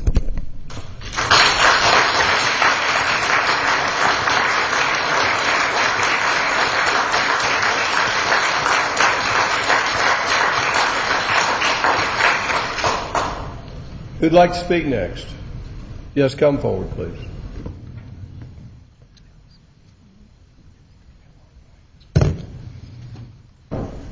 I'm Allison Brolick. I live at 210 Devereux Downs in Roswell, and I just want to speak very quickly about the deferral issue. Had a lot of discussions with people over the past week or so about the deferral, and we're okay with deferring to July 11th. The only concern that I have is whether Fellowship might come very last minute and bring new information that's not already in the city's records, say a couple of days before the July 11th council meeting. Not giving the neighborhood a chance to respond, potentially hire a professional to understand some of this information that's being given to us, and then we're up against the 65-day time frame that you guys have to decide, make a decision on this application. So that's really the only concern that we have. I don't know if they're intending to try to fix the conditions that they haven't satisfied for the past 5 years and are intending on just going forward with the record that's presently with staff at the city, or what. I mean, I would love clarification on that if the record is sort of closed. I know I'm a lawyer. I speak in court terms and lawyer terms, and I apologize. But if we can be assured that if they are going to be presenting new information, that we're going to have it within enough time, like say about a month before the meeting, then we have absolutely no objection to the deferral. Mr. Rollator, do you anticipate, as far as the main issue, introducing any new or different plans? You need to get on the mic, Don. If you come forward, please.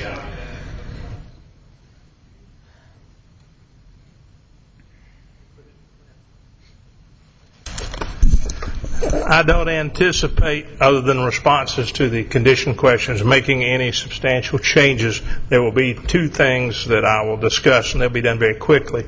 I anticipate filing a constitutional challenge so that I'm not guilty of malpractice. I have to put that in the thing, and I'll be glad to provide a copy for anyone who would like it.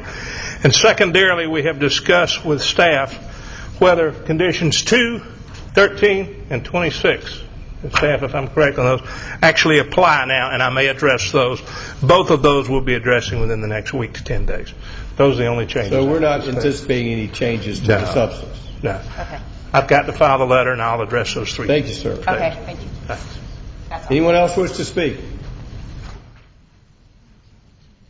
If not, public hearing is closed. Yes, sir, come forward.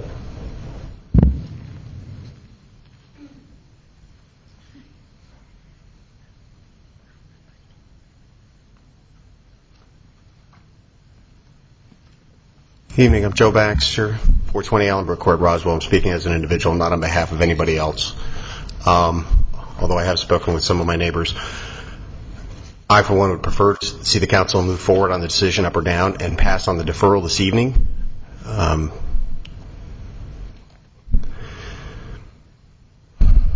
lack of compliance that's been clearly laid out by Mr. Townsend is apparent. That from a consideration and respectful position that the school regularly asserts that they are as a good neighbor in the city, it belies the truth. It's just as simple as that. They haven't complied. I don't know why they haven't been cited. I'm not an attorney. I'm just a guy that lives butting up against a baseball field that gets used from March through November. And I'd like this put to bed. Thank you. Thank you, sir. Does anyone else wish to speak? Not the public hearing is closed. Mr. Strickland, have we been in communication in these 5? Mr. Townsend. Got the wrong guy. Brad Townsend. I'm thinking of Clyde. Mr. Townsend, have we been in communication with Fellowship about everything and all things continually? So there's been an ongoing communication? Yes, there has been. Have they been warned or cited for anything? They have been warned numerous times to become into compliance. And have they? I believe the only citation that they recently have received deals with drainage. So they have been cited? Right. We're dealing with the drainage issue. And so we cite churches from time to time? From time to time. We'd rather not cite any of our corporate or individual systems. We always try to warn them first, and if they don't come into compliance, we cite them. Yes, sir. And that rule is true whether it's a church or a business or an individual? Yes, sir. I was reminded by my city attorney that it's a church, it's not a school. School. It's a school, not a church. So whether it's a school or a church or a business or an individual, they are warned and cited. All right. We've had our public hearing. We've got a motion and a second. Further discussion. Councilmember Price. I too am concerned that we'll be thrust upon with a lot of information the final night, and I think it's always worth moving forward with the mindset towards solving some of the outstanding issues. So I think that's going to be value in and of itself. I guess my suggestion, and I don't know in these situations how useful it would be or even desirable or advisable, but could we have some internal updates at our, because we'll have 2 committee meetings between now and then, so that we're not just sort of talking to each other on the fly and wondering what's going on. Staff can handle that, yes. So there'll be updates at the next 2 committee meetings. Thank you. Involving community development. Thank you. And those for the public, those are open to the public. We don't entertain public comment, but they are open to attendance and observation. Any other discussion before we take a vote? Councilmember DiPolito. Thank you, Mr. Mayor. I just had a question about those internal updates. Would those be just presentations by staff, or is there going to be time for questions by council? I think it would be important. There will be always an opportunity for council to question staff at committee meetings. This is a little out of the ordinary from our standard procedure. I'd be concerned about the public on both sides of this issue not being present at those meetings. I think for the public, all of our committee meetings are open meetings. So we're requiring now the public to attend. No. I'm just saying meetings? They are not required to attend. I'm just simply informing them that our committee meetings are public meetings, and I always invite our citizens to come to council meetings and to our committee meetings, which are all public. I think we all behave better when you're present. K. Love. Thank you, Mr. Mayor. Mr. DiPolito, I would envision that related to the committee agenda, the item that we would put on would be for information. It would not be appropriate for us to seek guidance or an agenda vote like the typical things in committee. It would be an informational type item that we would provide that information in your normal committee packet, and then council and the mayor could ask us questions related to the information that we provide. But I don't envision it as being a committee item that you act upon like you normally do, being a zoning issue, and I'll defer to the city attorney, but I would not think that would be appropriate. I agree with that, and I would hope that would be the course that these meetings would take, but I would think the public, although they're not required to be here tonight, but they're here because they care. And they care enough to want to attend all of the meetings relative to this issue. So to add additional meetings on top of that, where there may be some discussion that they want to be aware of, I think really complicates this issue. We're not adding additional meetings. We're simply adding a committee meeting in which Betty has asked staff to report at meetings, update on where they are in the process. So it's not an additional meeting, and it's not a requirement. It's simply an invitation, and I think it's appropriate for council to be kept abreast of events, and I think that's what the committee meetings are for. I respectfully disagree with you. I think that by having discussion of a rezoning item at committee meetings, you're essentially opening it up for the public and for the council to discuss, and you're essentially adding additional committee meetings. Mr. Davidson had a comment that he's been holding back. Maybe we could hear from him.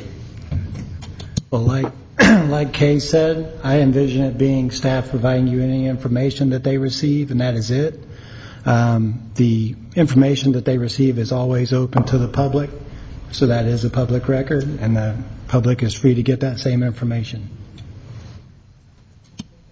Can we agree to limit those committee meetings to informational so that there isn't additional discussion and questions and potential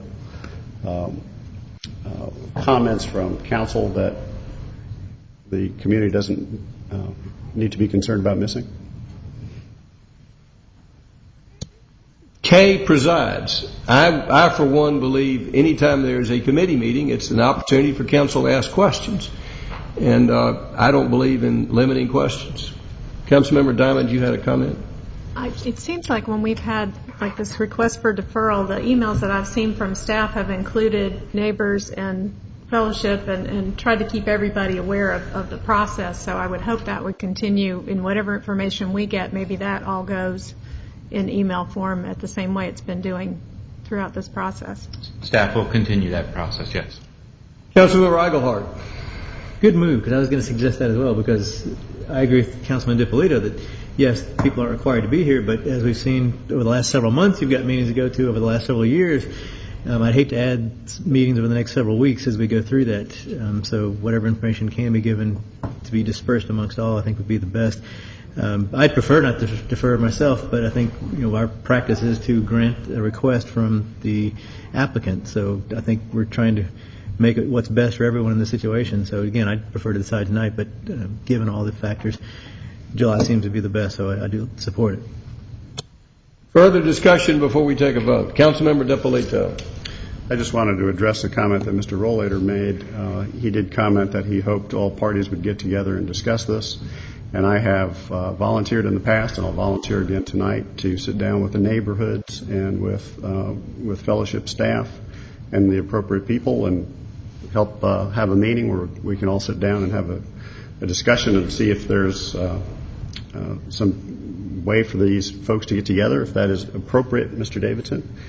I don't want to get us into a legal situation, but I certainly want to offer my services to help bring the parties together. Further discussion. All in favor of the motion to defer, raise their hands.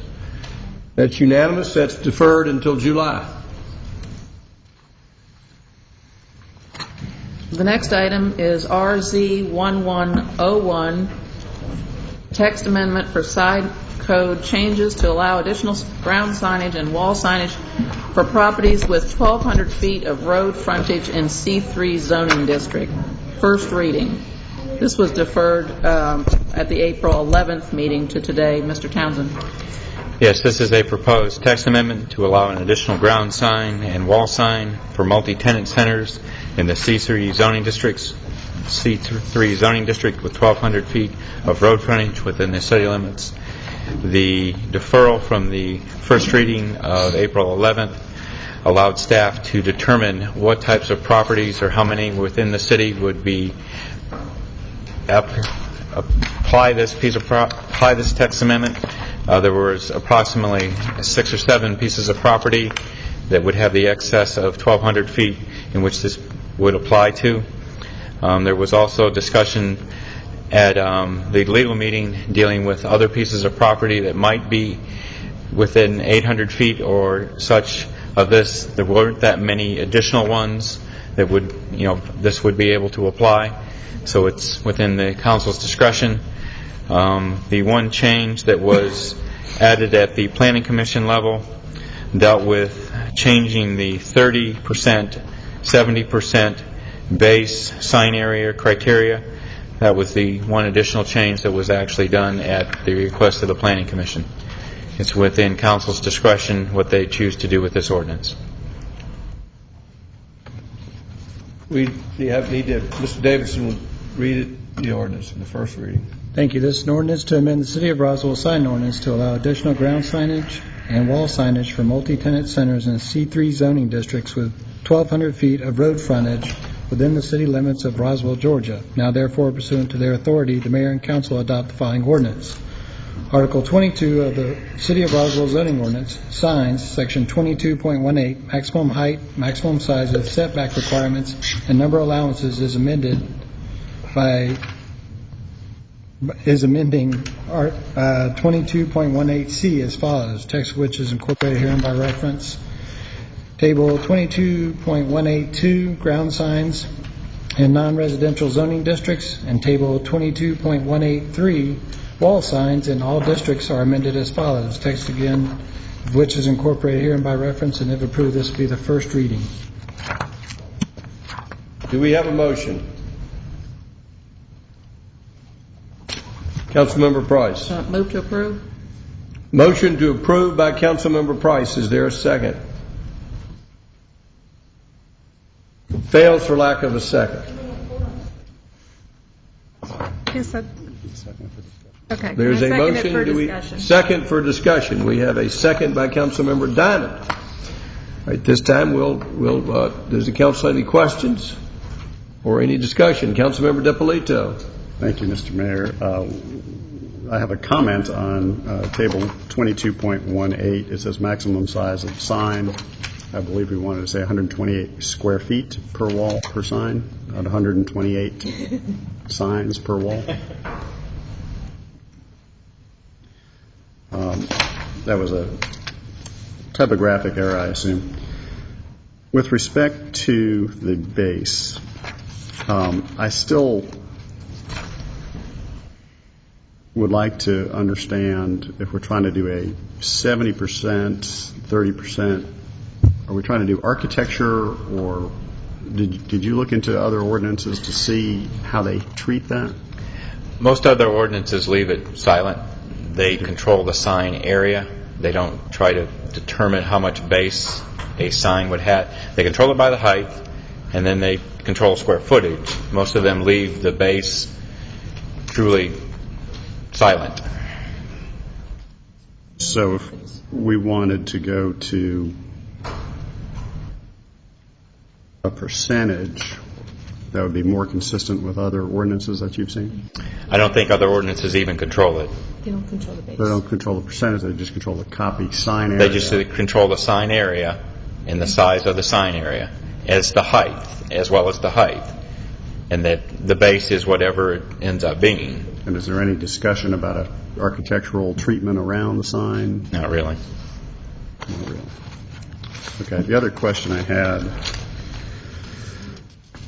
was for the number of signs allowed, also on table 22.18. It says one per wall, and we had this discussion at the last meeting where you could potentially have a building that's irregularly shaped and have signs on a lot of different walls. Mm-hmm. Is there any way to word this better so if we have a building that's on a corner, it's on two sides, or if somebody wants to have a front and a back sign, how do we frame this in a way where we don't wind up with a building that has 10 faces and they have 10 128 square foot signs? Probably the only way that I've understood other codes deal this is if it's visible from the street. Mm-hmm. You know, I mean, that's what we're trying to control. I mean, usually when the wall, as well as the sign that's on the wall, is visible from the street, it counts as the criteria and they can't exceed it. Usually on corners, you know, depending on the actual line of sight, sometimes you can see both signs.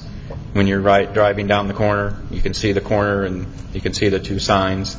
I mean, the perfect example of that is right on Alpharetta Highway in Mansell, that heirloom, I think it's got 3 signs.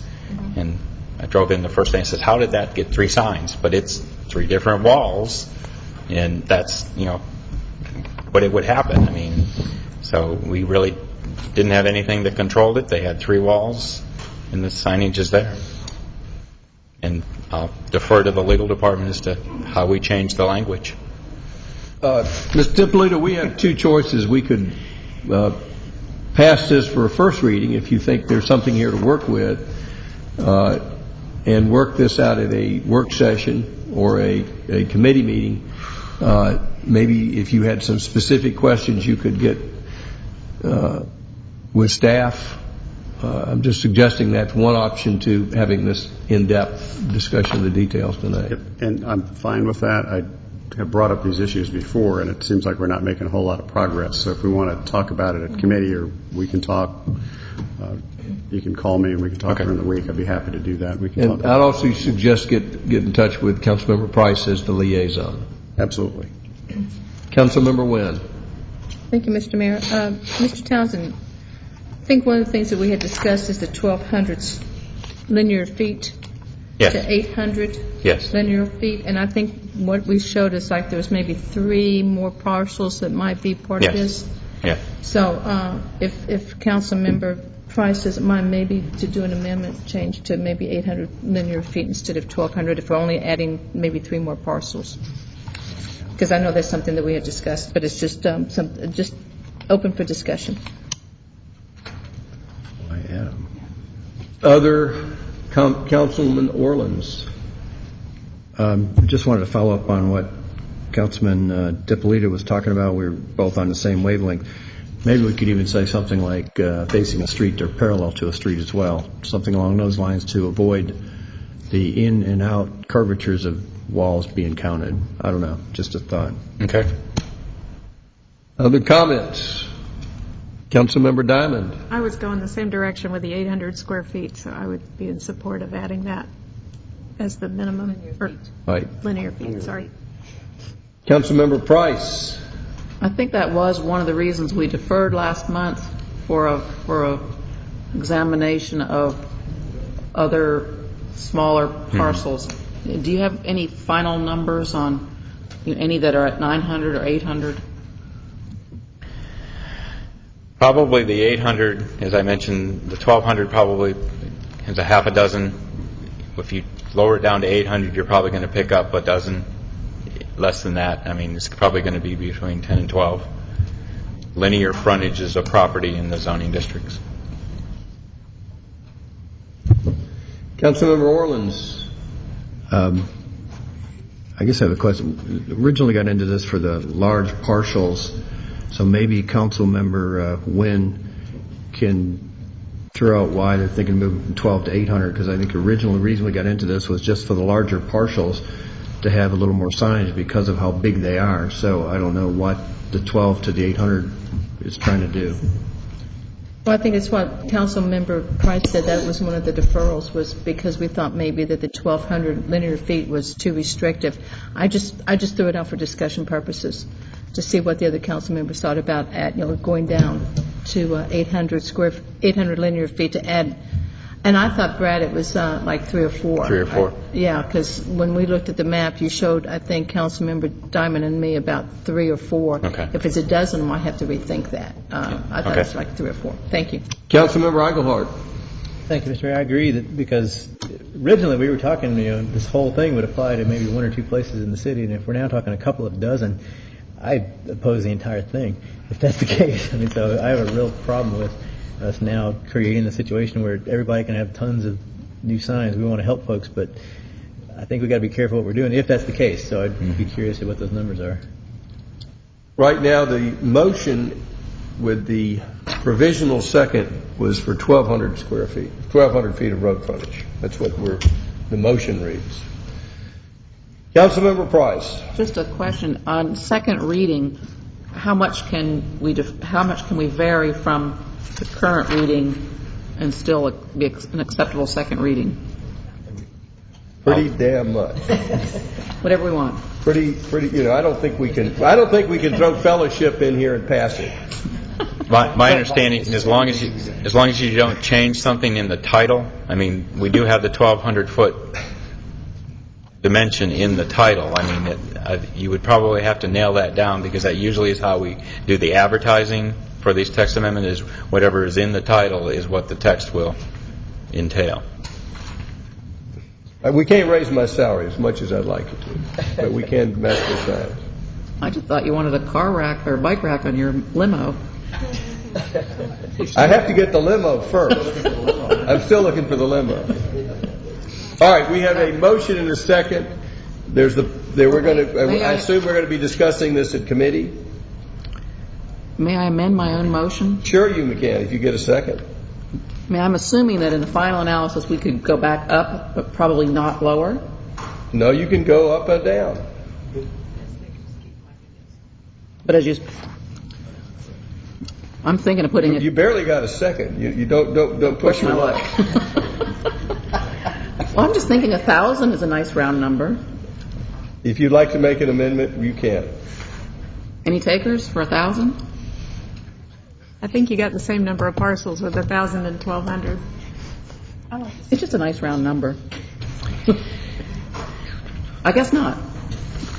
But that's not to say that we couldn't change it next time? You can change it. Well, but Mr. you Townsend get is the saying votes. that if the title is changed, we'd have a problem. And that's You part can of the go title. up, you can go down on the linear footage. Mr. Davidson, would we have a problem if that number were changed on the second reading since No. it's part of the title? Provided that the subject matter does not change, you'd be okay. So you can change the number.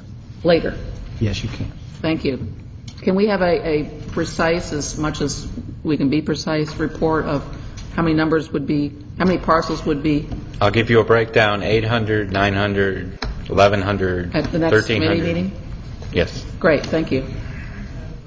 We have a motion and a second. Is there any comment from the floor? Any further discussion by council? All in favor of the motion, raise their hands. Passes unanimously. Thank you. The next item is... If we could skip to the two sidewalk cafes, those folks would, I'm sure, would like to get back to work. Well, we just got one more.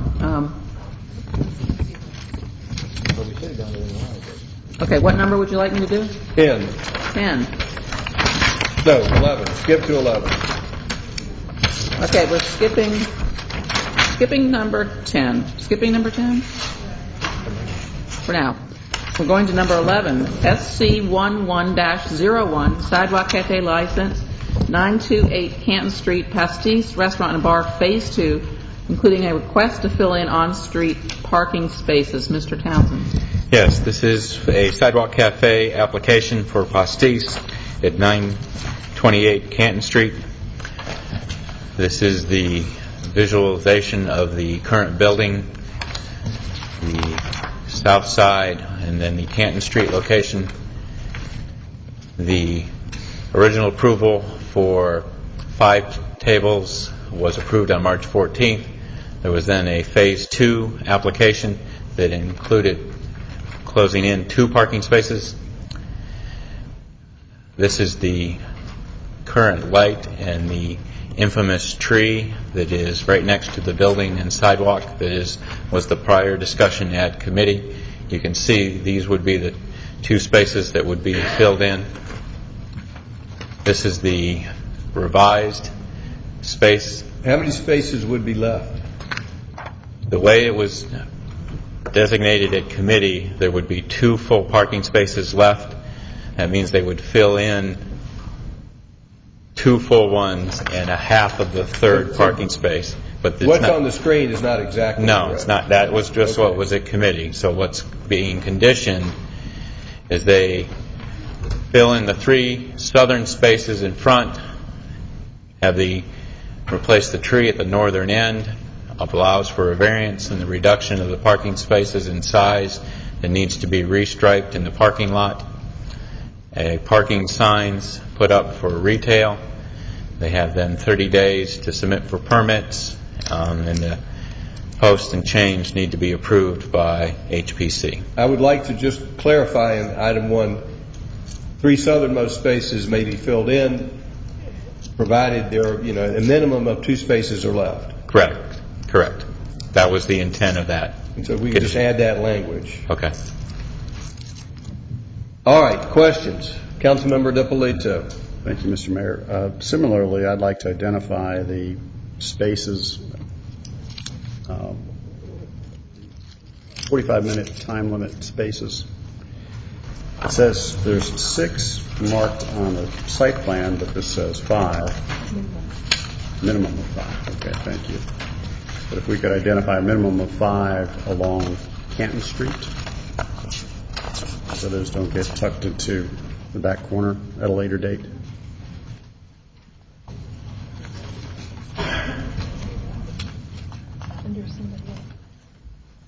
Right. I'm not saying they would, but 10 years down the road, a new owner puts them to the back of the parking lot. So they're just identified along Canton Street? Yes. Okay. Other comments, discussion?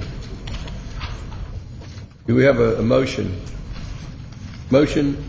Well, just a question. I know we talked about a tree that was going to have to be removed, and one of your conditions indicates replacing the tree. Now, some of the trees along Canton Street are sort of equidistant, and they're very kind of uniform and look. Is the placement where would be asking them to place another tree make sense with the existing trees? No. That's what I thought. So why are we asking them to put a tree where it would look funny? If you'll get back to the view of the street. No, yeah, the view. It would be closer to us than that tree, correct? Yes. And it would be in a you'd have 2.5 spaces, then you'd have a tree at the very end before you get to the 2 parking spaces. I think it works.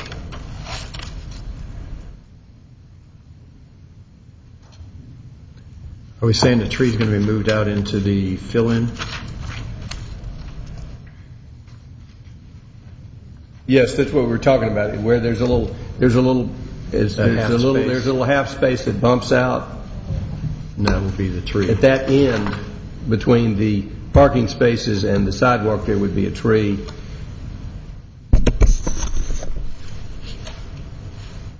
Yeah. Okay, right there. Gotcha. This is the current light standard. That's where the proposed tree would, if the difficulty is going to be is making sure we have a 5-foot clearance around that. So the tree stays, is that a circle to the right, the tree? this is the current lamp. That's the current lamp. No, way over to the right, the big circle. Keep going. That's that a tree? That's the current tree in the bulb out. Oh, so that tree goes. No, that tree stays. That tree stays. This tree goes. The tree that's here moves up to here. Goes out there. And then the next tree is at the very left there? Here. Okay. So it actually looks better in alignment. Okay, fine. I'm a little concerned about the restriping also of the parking lot. And we have minimum, does that requiring a variance? Our current standards are 9 feet wide by 20 feet long, or 10 feet wide by 18 feet long. We currently have 2 standards. So the 8.5 foot would be not meet our current standards. Okay, so what does that require from us if we're allowing a restriping? Your blessing to say that they can restripe to that parking lot because you're wanting them to have more valet spaces. So that's not a variance? I'm just ignorant. I'm not sure. We're going to deal with our city attorney. Well, would that be a variance, David? I believe it would be a variance. But we can pass it tonight. It hadn't been advertised, so I don't think so. Okay. Okay. Councilman Eichelhardt. We discussed this in the committee meeting, and I thought you said it was okay moving forward. No. It was never discussed. I said it was not okay. I said it was a variance. It was a variance. That's fine. We can grant a variance down the road and move this thing on. Yeah, right.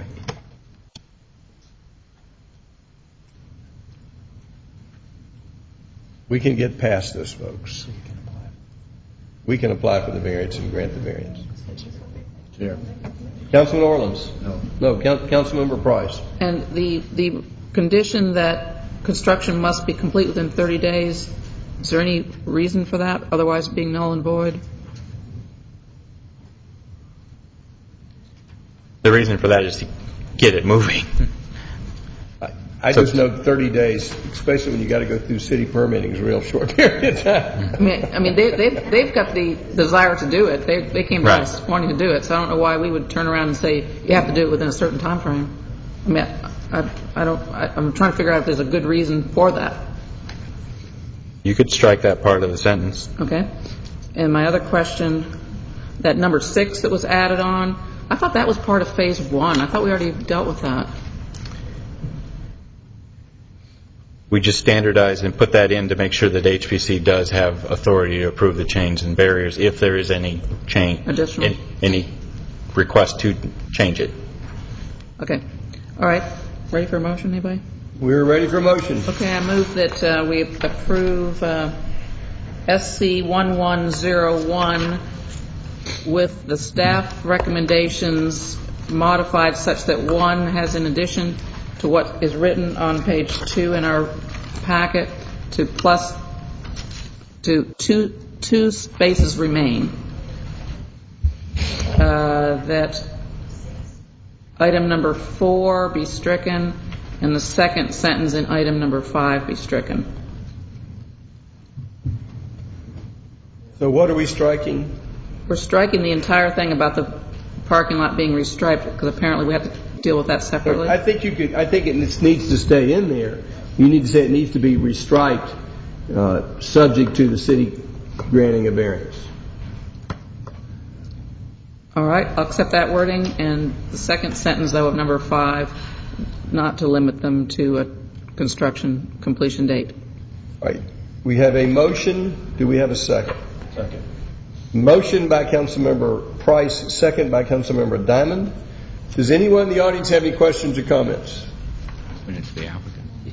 Any further? Yes, Councilmember DiPolito.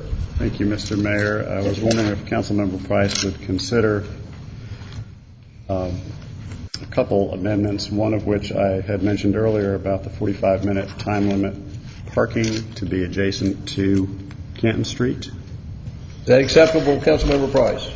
I think that was part of the plan, but let's clarify that. That's fine. Hello? Maybe it's not. No, not quite. Sorry.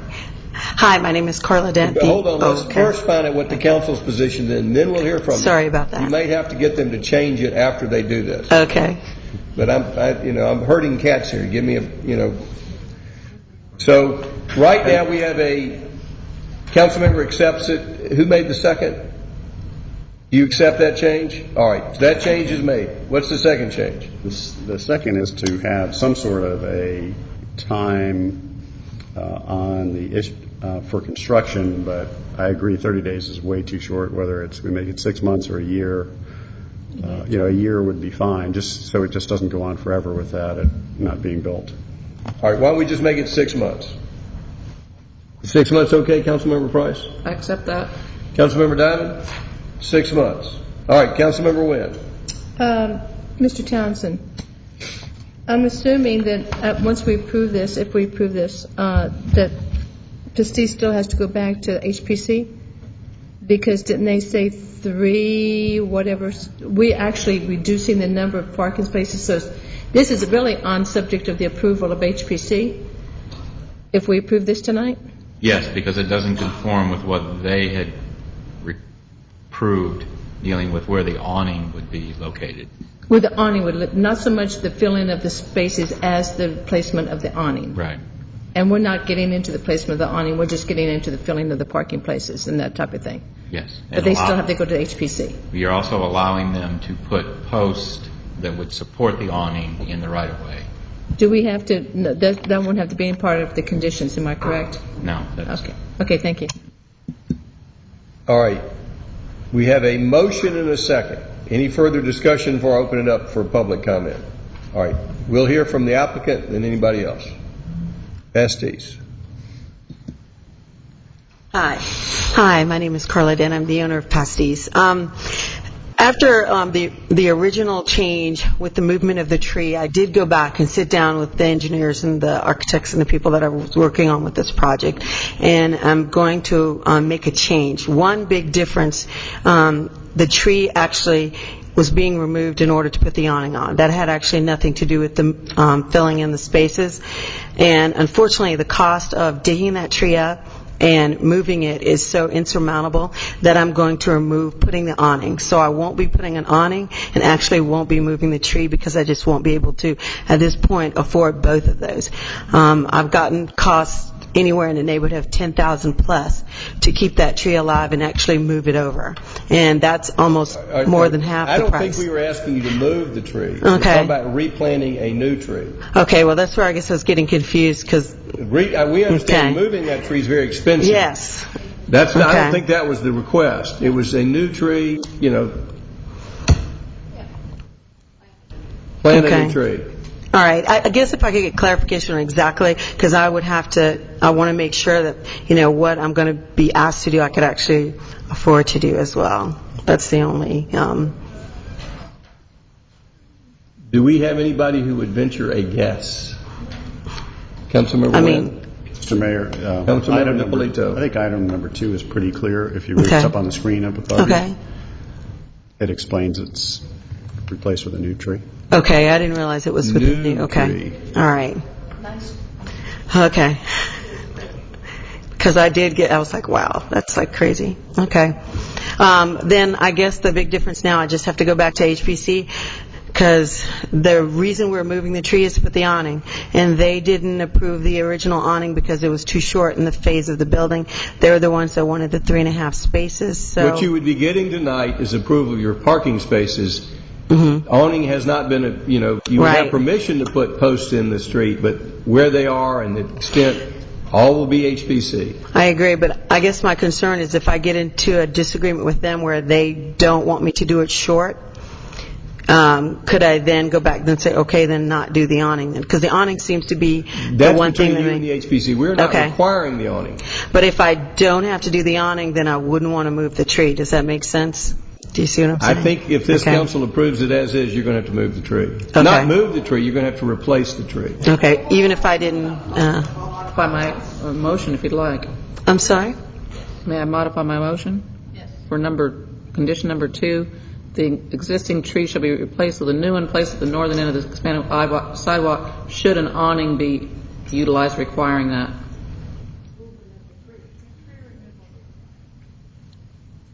I'm just hoping not If to you get... remove the tree, you got to put a new tree in. Right, no, I wouldn't... You're I going guess to remove the tree. then, yeah, that's what I'm trying to make sure of. If they're not going to let me put the awning up, and I'd also have to remove the tree, and the only reason we're moving the tree is to put the awning up. I just don't want to get caught in the middle. If you remove the tree, you got to put a new tree up. If you don't Okay. remove the tree, you don't have to put a new tree up. We got Okay. that straight, everybody? That works. So should we just change shall to may? Brad's got it down. He understands it. He does? He does.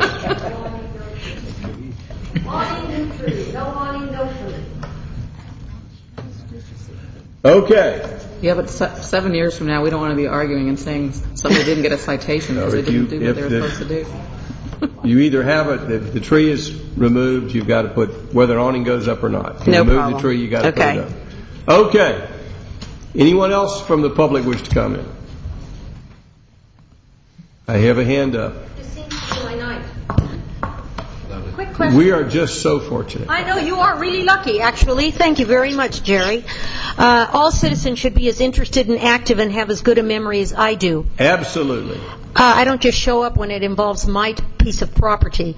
I'm a little concerned. Did you say you want to restrict parking to 45 minutes on several spaces? And if you do, why? Because we don't have any parking time restrictions anywhere on Canton Street. And as someone who's in the tourism business and who hates cars, basically, it seems to me that if you restrict 45-minute parking to a few of those spaces, and maybe I misunderstood you, if I did, correct me, then what you're telling people is after 45 minutes, you better find another parking space. Is that what I heard? That you're going to restrict parking, Lucy, to some places 45 minutes? Because I saw that somewhere.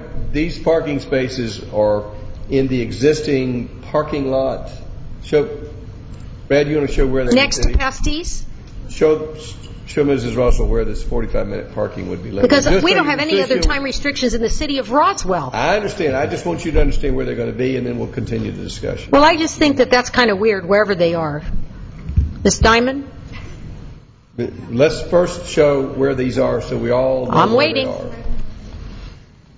And then we'll continue with the discussion.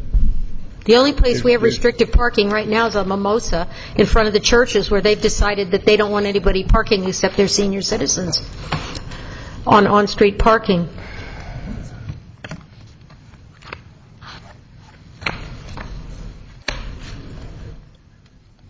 See, I do pay attention to the details, folks.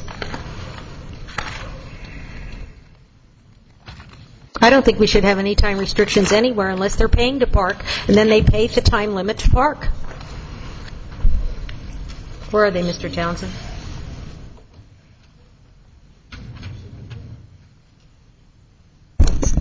This is the Pastis, Right. their outdoor patio. This is the entrance and exit. Mm-hmm. These parking spaces in the parking Okay. lot I understand. along Canton. I know those. Now, I just want to know what the logic of that is, because you're either telling people who are eating they better hurry up and eat fast, so we can turn those tables and make some more money, or you're telling people, if you parked here and you want to shop, tough cookies, you better really run fast and get back and find another parking space, or I'm not sure. 45 minutes is counterproductive to the whole point of Canton Street. Mrs. Diamond, do you wish to respond?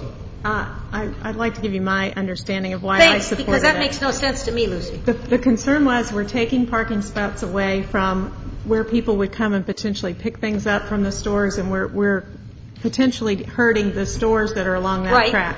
So this is not restricting parking, it's ensuring that there is parking for those people that want to come in and pick something up and come back.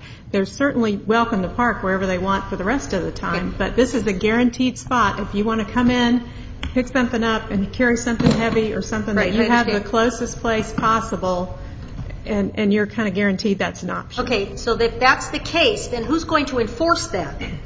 And who's going to give a ticket? Because that means we better have another police officer on staff, and we just got rid of 3 from Parks and Rec.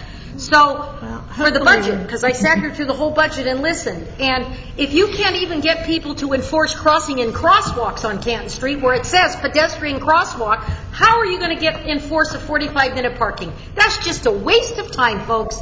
You people don't want government in your lives, but you want it to tell you how long you can park.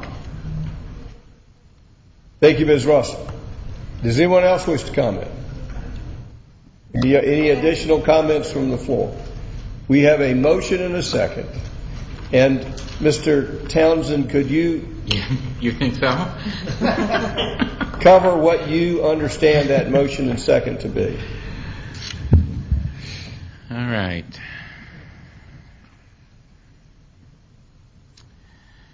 We have 6 conditions. The first condition deals with 3 more southern spaces in front of 829 Canton Street be filled in. Why don't you put them back up on the overhead? Sorry. Thanks.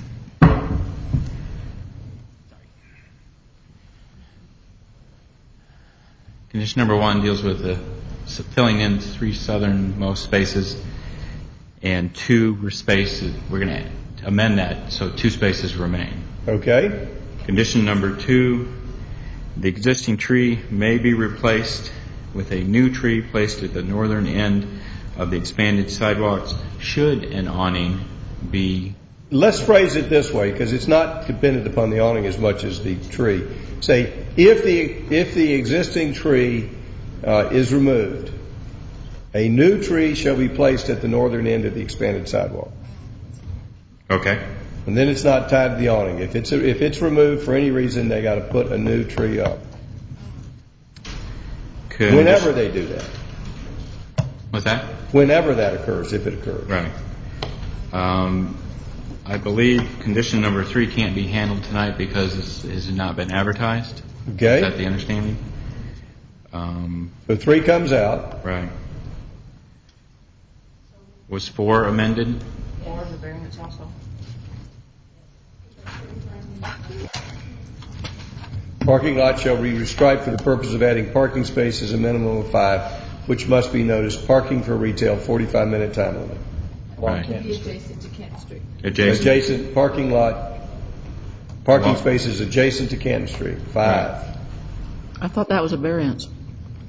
No, that's not a variance. The reduction in parking size is. In number 5, the construction was changed to completed within 6 months. 6 months, that's 5 change. 6, any changes? 6 remain the same.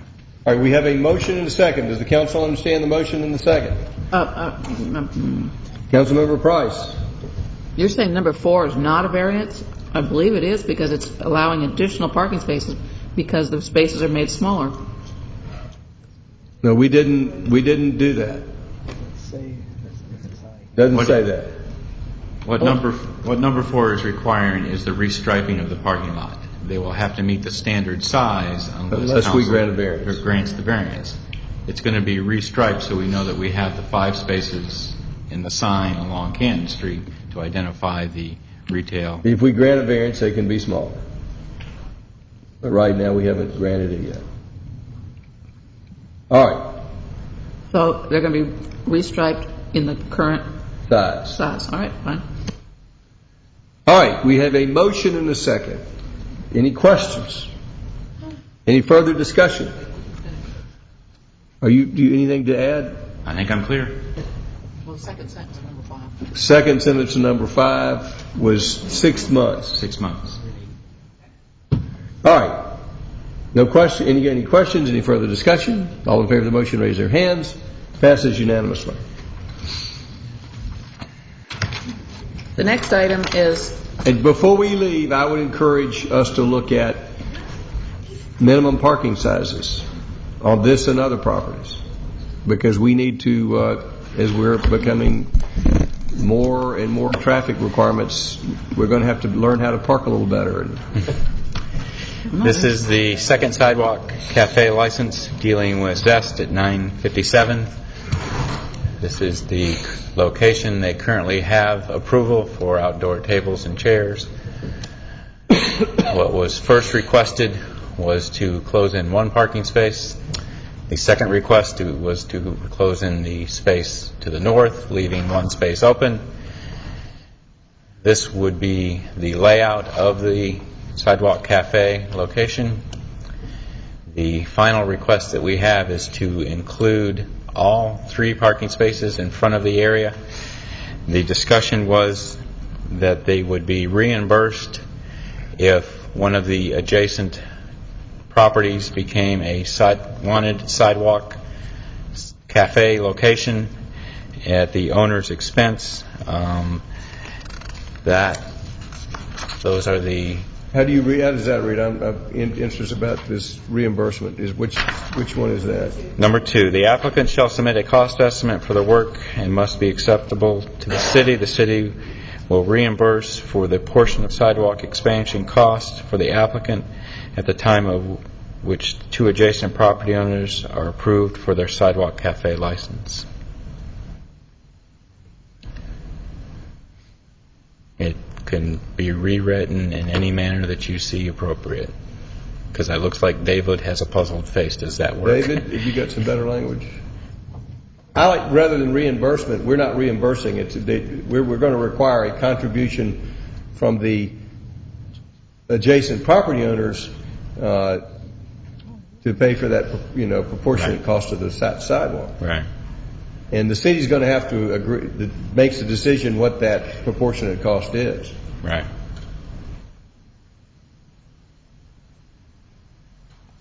Yes, Councilmember DiPolito. Thank you. The first line of item 2, it says the city, the cost estimate for the work, which must be accepted by the city. It really should be that's acceptable to the city, I would think. Yes, I agree with you. It doesn't have to be accepted by the city. Which must be approved by the city. Which subject to the city's approval. And then the contribution would be based upon that cost estimate. Approved by the city.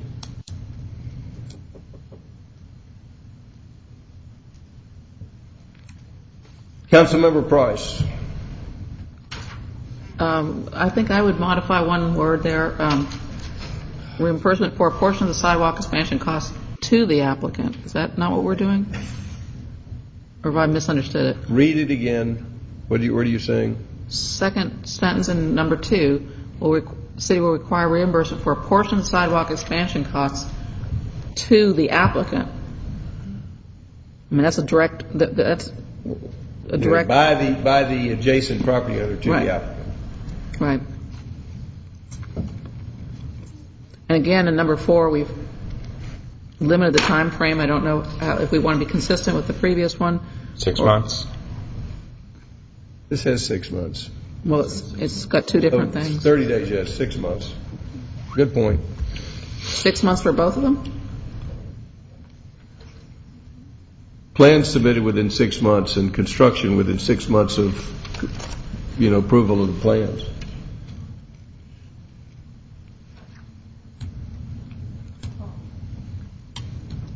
Okay.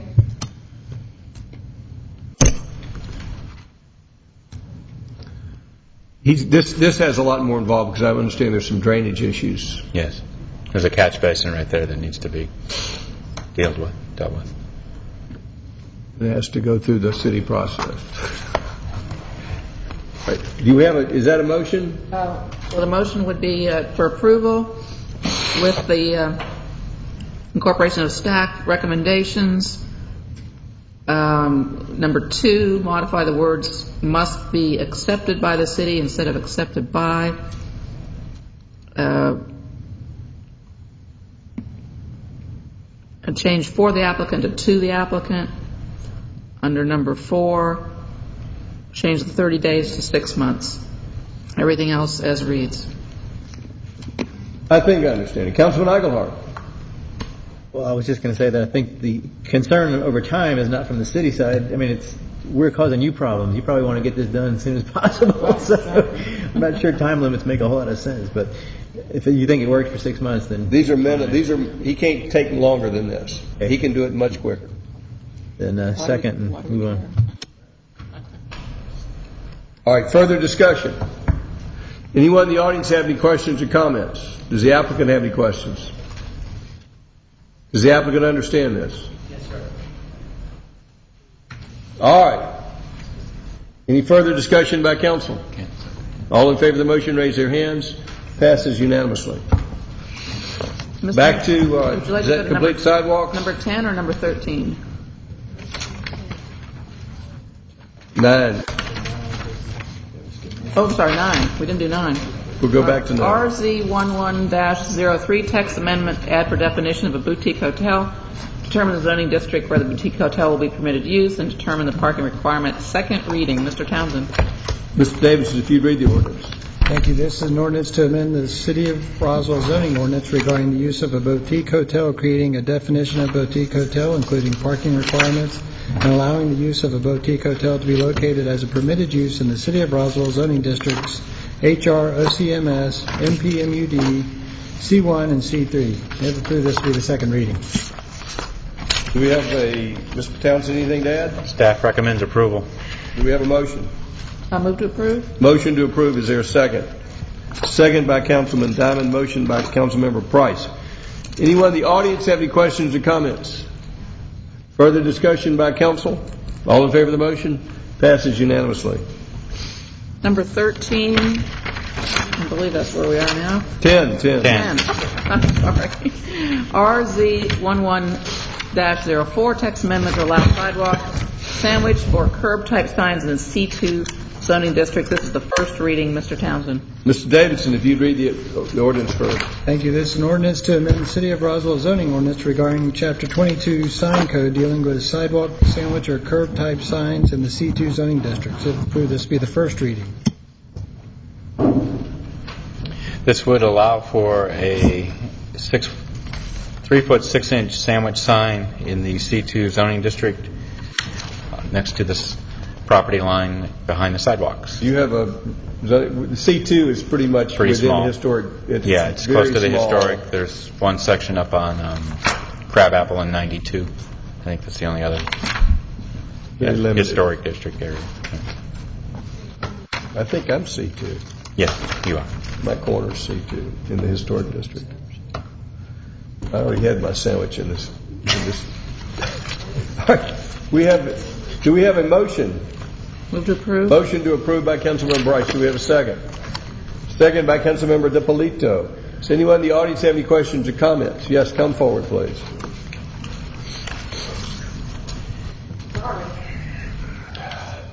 So I'm Janet Russell. I didn't think I came here for something totally unrelated to all this. Kay has my card, which I guess will be at the end. So you want to put a sandwich sign on the sidewalks, basically, of Canton Street? We already all right, you have them. And you want to put more? No, we currently allow them in the historic district. Right. So you want to put them where pedestrians are more active, is what I'm saying. Where you've just filled in all the parking spaces so people can have more places for outdoor dining. The only thing I would suggest is that you put some kind of a requirement on that sign that they be chained to the sidewalk. And the only reason I say this is because I myself had an accident with a sign that was on a sidewalk, not here, but by the Fox Theater several years ago as I exited the theater and was walking toward the North Avenue MARTA station, and the wind came up, picked up a heavy metal sign and threw it at me and knocked me down and cut my leg. And when I went into the restaurant that had put it out in front, they just kind of looked clueless at me. So if you're trying to encourage dining, sidewalks, pedestrians, and ambiance, and you want to have all these sidewalk signs out there, more or less than there are now, you'd better make sure that they're affixed to something stable so that if the wind comes up, they don't blow down and then people get injured. Let me ask clarification first. My understanding, these are not to go in the sidewalk or the right-of-way. They're to go on property. So they're not sidewalk signs. They are signs that are not within the public right-of-way. It says sidewalk sandwich or curb-type signs. They are curb-type signs, but we are not permitting them in the sidewalks. They have to be out of the right-of-way on private property. Okay, so if you're on, and I'm just not trying to argue here, you're on Canton Street and you're in front of where the clock shop used to be, and someone puts a sign out there, and that's in front of their property, but that's also a pedestrian pathway, they're in their right because it's in front of their property. Well, let's go back. Mr. Davidson says they are allowed on the site. What does that say, Mr. Davidson? It says that they must be situated to allow for clear passage with a minimum accessible sidewalk width of 36 inches. So we do allow them on the sidewalk on Canton Street. Mm-hmm. Oh, yeah, they're everywhere. So you have to push a stroller or a wheelchair around them, and that's been the problem with all this sidewalk dining that's become so popular, and that's why all these restaurateurs are now wanting to take the parking spaces to fill them in, which should have been done in 1983 when we redid Canton Street to the tune of $2.2 million for a half a mile of road. And there are 11 crosswalks, by the way, that no one seems to pay much attention to. They want to fill in the parking spaces to allow, because people can't pass on the sidewalks now. They're all full of tables. This is a first reading, but I do have a concern about allowing sandwich signs in sidewalks that aren't licensed because it's public right-of-way, it's public property. Well, my concern is the safety aspect. If they're not somehow bolted to the cement, if it's a metal one that has, today's whatever's going on, and somebody, like I got hit with one, and I was just flabbergasted. I was walking away from the Fox, and this thing was like the hand of God, just threw me down. And it was a heavy metal sign with big rusty bottoms on it, and it cut my leg and knocked me down, and I ended up at the doctor. So I'm just saying, you don't want it to happen after the fact and say, we should have made sure that those were bolted down. Or if you allow sidewalk signs to be in the middle of sidewalks, it's like the power poles that are all down the sidewalks in Roswell now. You can't push a stroller, you can't push a wheelchair, you can't do anything but walk single file like soldiers. So think about it before you start saying, it's just a sign, and I am the most business-friendly person there is. But you're almost killing the goose that laid the golden egg by allowing so much sidewalk and no sidewalk. So much sidewalk traffic. Russell, I agree with you, and we'll take a hard look at this at the next committee meeting, because locating sandwich signs in the sidewalk, if it's in that beauty strip between the road and the sidewalk, it's another matter, but I have concerns about blocking sidewalks with sandwich signs. We need to take a hard look at that. And if you had to bolt them down in the sidewalk, now we're starting to put holes in the sidewalk and brick sidewalk streets, another problem. So let's take a hard look at that and review what we're currently allowing. And I don't have a problem with sandwich signs on private property, but I do have a concern in private property, like a lawn area. All right, we'll take a hard look at it. But we do have a motion and a second for the first reading. Any further discussion of the motion and the second on the first reading? Councilman DiPolito. Mr. Mayor, I agree to take a look at it. I just wanted to point out this ordinance just adds the C2 zoning district. Those sandwich boards are already allowed in the historic district. I understand. But I agree that we do need to take a look at it. We need to take a look, and I agree. We may be allowing something we shouldn't allow. And we already are. All right, we have a motion and a second. Anyone else in the audience wish to comment? Any further discussion by council? All in favor of the first reading? That's unanimous. The next item Now we're at number 13. Approval of a resolution to enter into a consortium agreement with the Georgia Urban County Home Consortium, acronym GUC, for the years 2012 to 2014. Alice Wakefield. Okay, this is another step toward becoming self-sufficient regarding the home and the CDBG program, and this is a request to approve a resolution to enter into a cooperative agreement with the basically the Cobb County Consortium to provide services for the home program, and this covers the agreement would cover the program year from December 2012 through 2000, and I think it's 14, 3 years. This resolution is a necessary step as requested by the Cobb County CDBG office. So staff would recommend approval of this resolution. Do we have a motion? Just a question. When we first looked at this, wasn't there a request for it to be 5 years, and we put it down to 3, or am I thinking of something else? That's the consolidation plan related to CDBG. The home cooperative agreement is 3 years. So that's standard. We can't change that. Yes. Okay. Thank you. Do we have a motion? Move to approve. Motion to approve the consortium agreement by Councilmember Price. Is there a second? Second by Councilmember Wynn. Anyone in the audience have any questions or comments? Any further discussion about it? All in favor of the motion, raise their hands. Passage unanimously. The next item is approval of the revised tree care, planting, and replacement master plan. Alice Wakefield. This is a request to approve the tree planting and replacement master plan, and this is basically approve the plantings 2011 through 2013.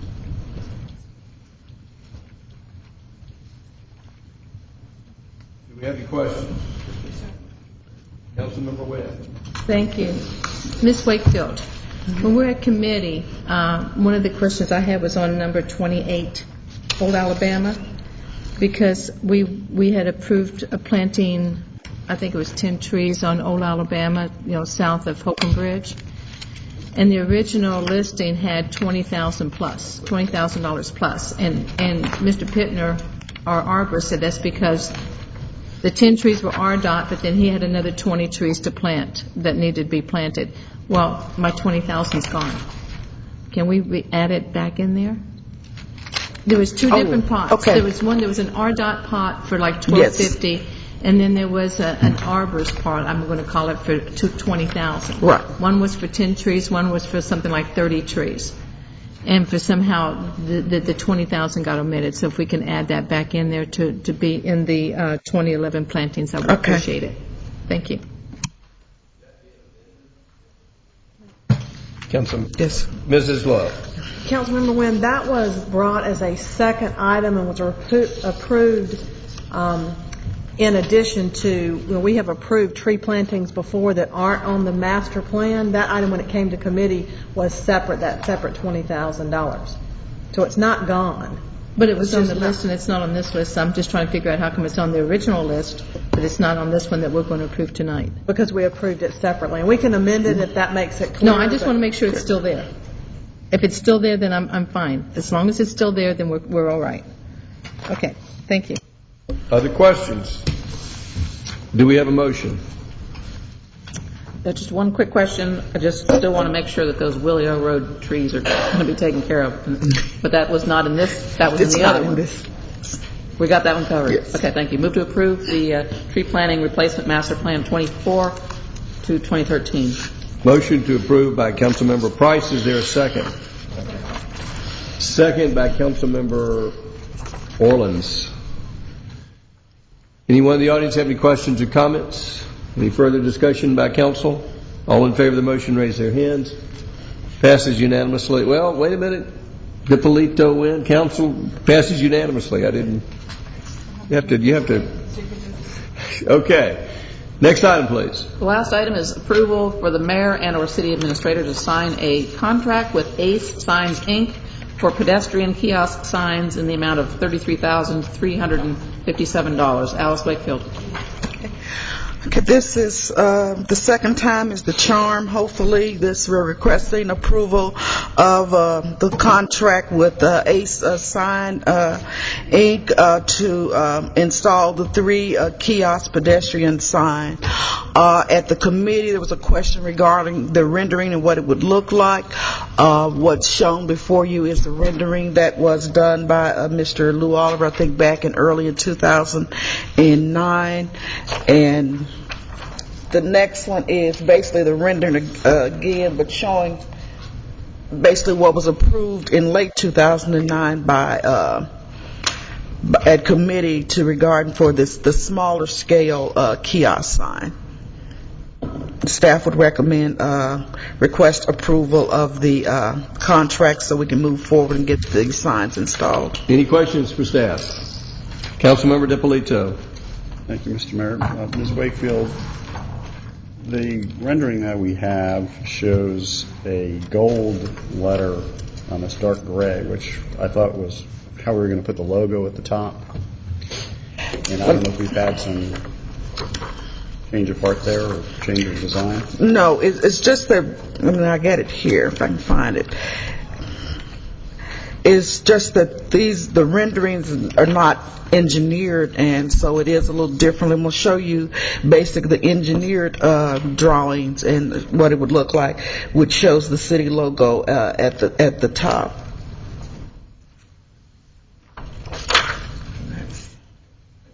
And that'll be recessed with gold lettering? I don't think it's gold. I think it's more of a grayish green. I don't think it's gold. Now I'll double check that for you. Okay, but it's not going to be a white background? No. Okay, thank you. Other questions? Do we have a motion? Wait, is there the plan to modify what's on the inside of that, or that's just once it's in there, it's in there? Well, it will be modified as new events occur. I think there's one section that will give some direction and some events, so that will be modified. Basically the directional map will be pretty standard, though. The one that's shown. So the events one will be facing the road and the directions on the backside? They're not really events per se, but directing you to City Hall or directing you to this location or that location. That will change periodically, and that will be done by the city sign shop. Move to approve. Motion by Councilmember Price for approval. Is there a second? Second by Councilmember DiPolito. Anyone in the audience have any questions or comments? Any further discussion by council? All in favor of the motion, raise their hands. Passes unanimously. This time we'll hear from our city attorney. Thank you, Mayor. I have a recommendation for closure to discuss personnel and real estate. Mrs. Love, what are we talking about in work session? Anything other than the budget? No, sir, just the budget. All right. Room 220 after a short break. You got to make a motion. Motion. Do we have a motion for closure? Motion by Wynn. Is there a second? Second by Eaglehart. All in favor, raise your hands. Passes unanimously. We're adjourned.